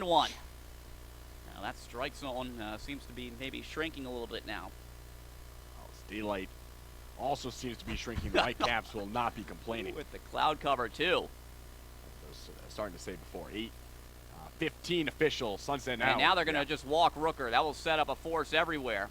As that will be the ball 4. So an intentional walk there. 2 walks. And I think Jordan was able to draw the walk on his own, so they will not even bother going at Rooker. It's a lefty-on-lefty matchup now with Fitch up at the plate. There is a righty, looks like, who's throwing on and off of the Orleans bullpen. The Whitecaps could counter by going to Kekai Rios, but I think the way that Fitch has been hitting this ball game, you got to just go with him and just take the gamble on a good hitter. Well, we'll probably see the corners in right here, that's for sure. So Rooker giving the intentional base on balls if they're behind 3-1. I think that was by design. I think they were pitching very selectively to Rooker as they figure he's not going to bunt. So now Colby Fitch up to the plate. He is showing bunt. He will not offer, is able to pull it back in time. 1-0 on the pitch low.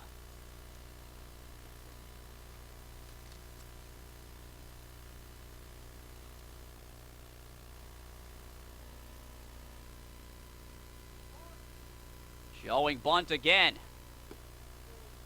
He can't get it down as he offers. And it's 1 ball and 1 strike. Sunset tonight at 8:16. We do have the cloud cover.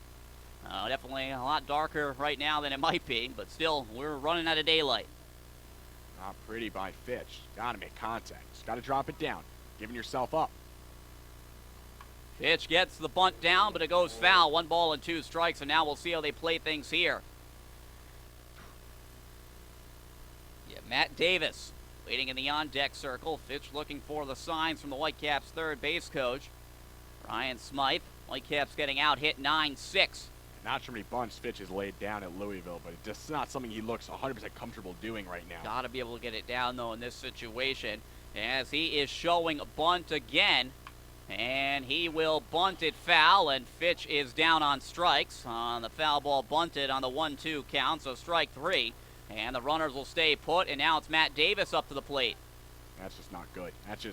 Those are the fundamentals of baseball, and you got to be able to drop a bunt down in any situation, but especially when your team needs it here in the top of the 9th, and it looks like Kelly Nicholson going to go with the right-hander into the game now with Matt Davis coming up to the plate, so we will get you who that is, and we'll be back here after the pitching change. So 4-4 ball game here at Stony Brook Field in the bottom of the 9th inning as the Firebirds plating 3 to come back in the top half of this inning to tie it. So we will take a break for the pitching change and be back, get you who that is. 4-4. You're watching Brewster Whitecaps baseball on the Cape Cod Baseball League Network and on Lower Cape TV.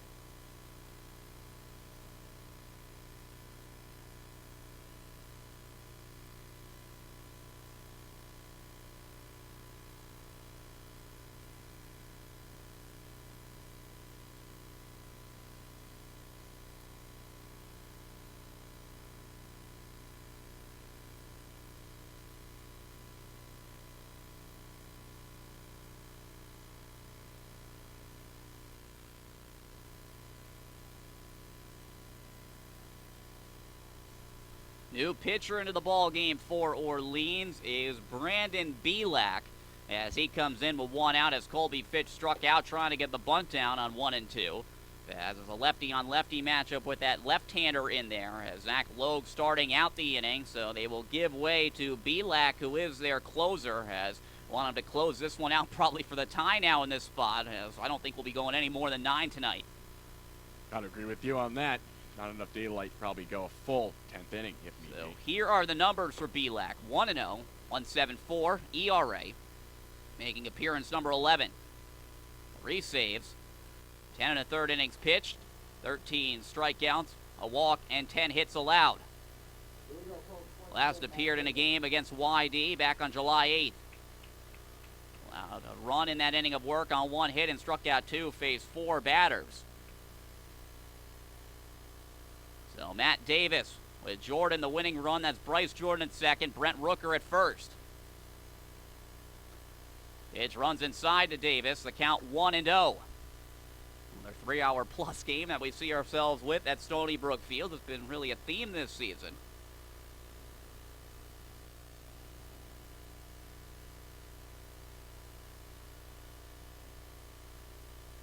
Fastball cut on him, missed. He just blew it right by him. And it's 1-1 to Matt Davis.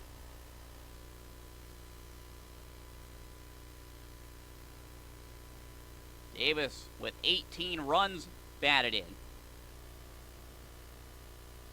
With a team lead with Logan Warmouth. 1-1, going to be cut on and missed. It's 1-2 strikes. Work him down and away. Whitecaps and Orleans did have a tie last year, 12 innings at Orleans. It's a good game. Whitecaps came back in that one. Down pretty significant in that game.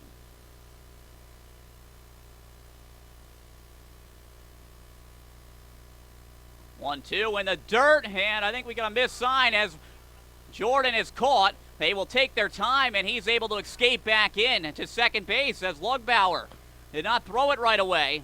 Pitch missed for a ball. It's 2-2. Yeah, you're right. Missed sign. It looked like a potential double steal.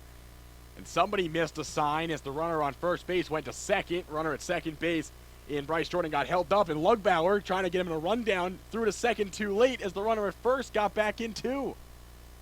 Bad defense. Saves the Whitecaps. And 2 right here to Davis at 1 out. They will step off, throw over to second base, and just able to slide back in is Jordan. Almost doing to center field. Well, maybe that's why they decided, maybe Lugbauer decided to do that, so wouldn't have a winning run coming that way. What a crazy game here, especially over the last inning or so. 2-2, Davis pops it up foul, right side, out of play, and we'll do it again with another 2-2 pitch.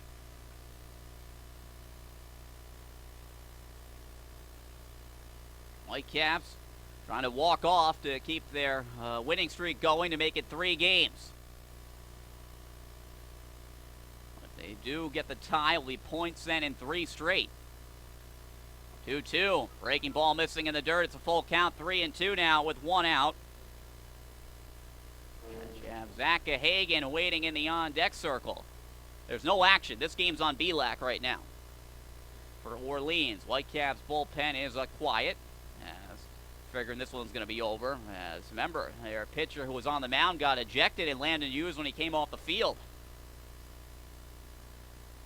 They will throw over, and the throw is unable to be handled by the second baseman Kirtley. They had him if the throw was handled. And he dropped the ball. It was spiked it too. Very lucky for both sides that Jordan is able to get in just ahead of a not well-handled ball, and lucky that one wasn't spiked into center field. A couple of very nervous throws over to second by Belak. 3-2 to Davis, going to be cut on and miss. Rooker nearly caught off, and as they throw down to first, Jordan is able to go up to third. Wow. This is the wackiest game we've seen in a while. Pass ball allowing Jordan to reach the pop down to the mitt of the catcher Lugbauer. Well, now we'll see how they play things. I would figure they'll give Rooker second base here if he goes and wants it. We'll see if we see a pinch runner for some more speed. But now a wild pitch or a pass ball could win it. Well, the fastest guys in this lineup for the Whitecaps in Gridley and Graffinino have both been used. Gridley started at second. Graffinino is in at short. Logan Warmouth, though, is still on the bench. This guy's a little bit more speed. But you're right, wild pitch. Jordan can come home from third. So Gahagan will now bat. RBI single earlier. First pitch swings and pops this one up a mile high to the right side. Ranging over is the first baseman, Paul, and foul ground. He'll make the catch. And that should do it here this evening from Stony Brook Field. That is it. This one is over as it ends in a 4-4 tie as the Whitecaps unable to secure the 3-run lead heading into the 9th and the 4-run lead heading into the 8th as Orleans chips away, gets a run in the 8th. They don't get the call as Landon Hughes thought he had strike 3. That sets up the game-tying single. And the Whitecaps will have to settle for a point here against Orleans. Points now in 3 straight games. And, you know, this one's going to have a very sour taste in their mouth heading to the off day. Just brutal. Really one bad call by the home plate umpire. A flawless game otherwise. Whitecaps played very well today and absolutely deserved a win. Had a chance to win in the bottom of the 9th. And they're going to be upset with themselves they couldn't get that one more hit just to get it done. Definitely, as they had Belak coming in, a very hard thrower, some good stuff with darkness quickly approaching, so definitely no easy assignment right there having to go up against Belak, but they really need to figure out the back end of the bullpen. I think that's the story, too, of this one. Forget that call as Ryan Feltner just going a third of an inning and allowing 3 runs on 3 hits. Hughes gave up that hit to allow 2 of the inherited runners to come in, but that's something they're definitely going to want to clean up going forward, as Feltner did get one strikeout, but did not look very impressive out there in his first relief outing of the season. Orleans already hit him once pretty good this season, and that was in Orleans at Eldridge Park.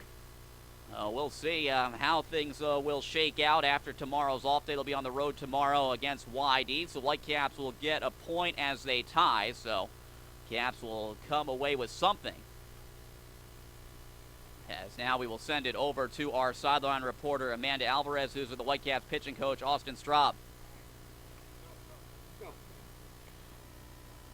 Joining me for a post-interview is pitching coach Austin Straub. Austin, we've seen the pitching staff take a 360-degree turn from the past 3 games. What do you have to say about that, and what have you done differently as a coach? Well, I think we just took a little bit to find the right game plan, the right guys to set up the week rotation that we wanted. We're still playing around with a few options, starters early in the year. This summer, they're now going to probably find themselves in the bullpen, try to gain some confidence, but we got our 4 horses that have been going right here. Martin, Pilkington, Cade tonight, and then we're going to move Zach Lowther into the starting rotation, which he was for Xavier, which is going to give us another good outing. And what has been the attitude going into these games? The attitude's just been, continue to do our part. Ride the storm when it's bad. Ultimately, understand that, we're too talented to be inconsistent like we were early on. If we could just keep continuing to push, attack, we'll be right where we want to be. And tonight we ended in a tie, but it was definitely a big game against Orleans, considering we've been down against them quite a few times now. And so how important was this game for you? It was important individually for certain guys. I think confidence, something to ride into the next game, but I think now we're starting to really see what this team, is. These Cape games are going to be close. I think we were, gave the fans a little bit too much. These aren't going to be 8-5, 10-3 games that we've been living on. They're supposed to be played small ball, 2-1, 3-1, and I think we've proven that now we're going to be in those games, those close contests, and ultimately we have the pitching, to come out on the winning side of it. Thank you so much, Austin. For Lower Cape TV, I'm Amanda Alvarez.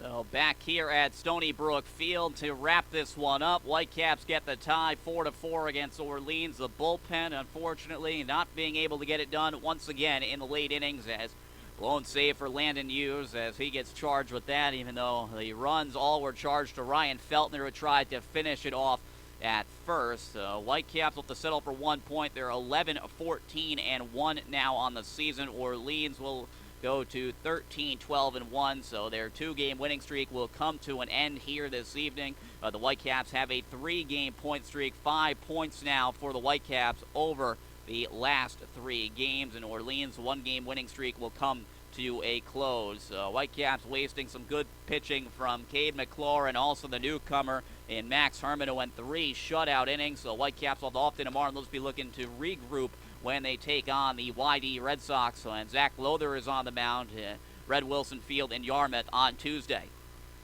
Yeah, you said it right perfectly. It came down to late inning execution. Whitecaps didn't have it. They do escape with a point. They really deserved to. And, at the end of the day, Landon Hughes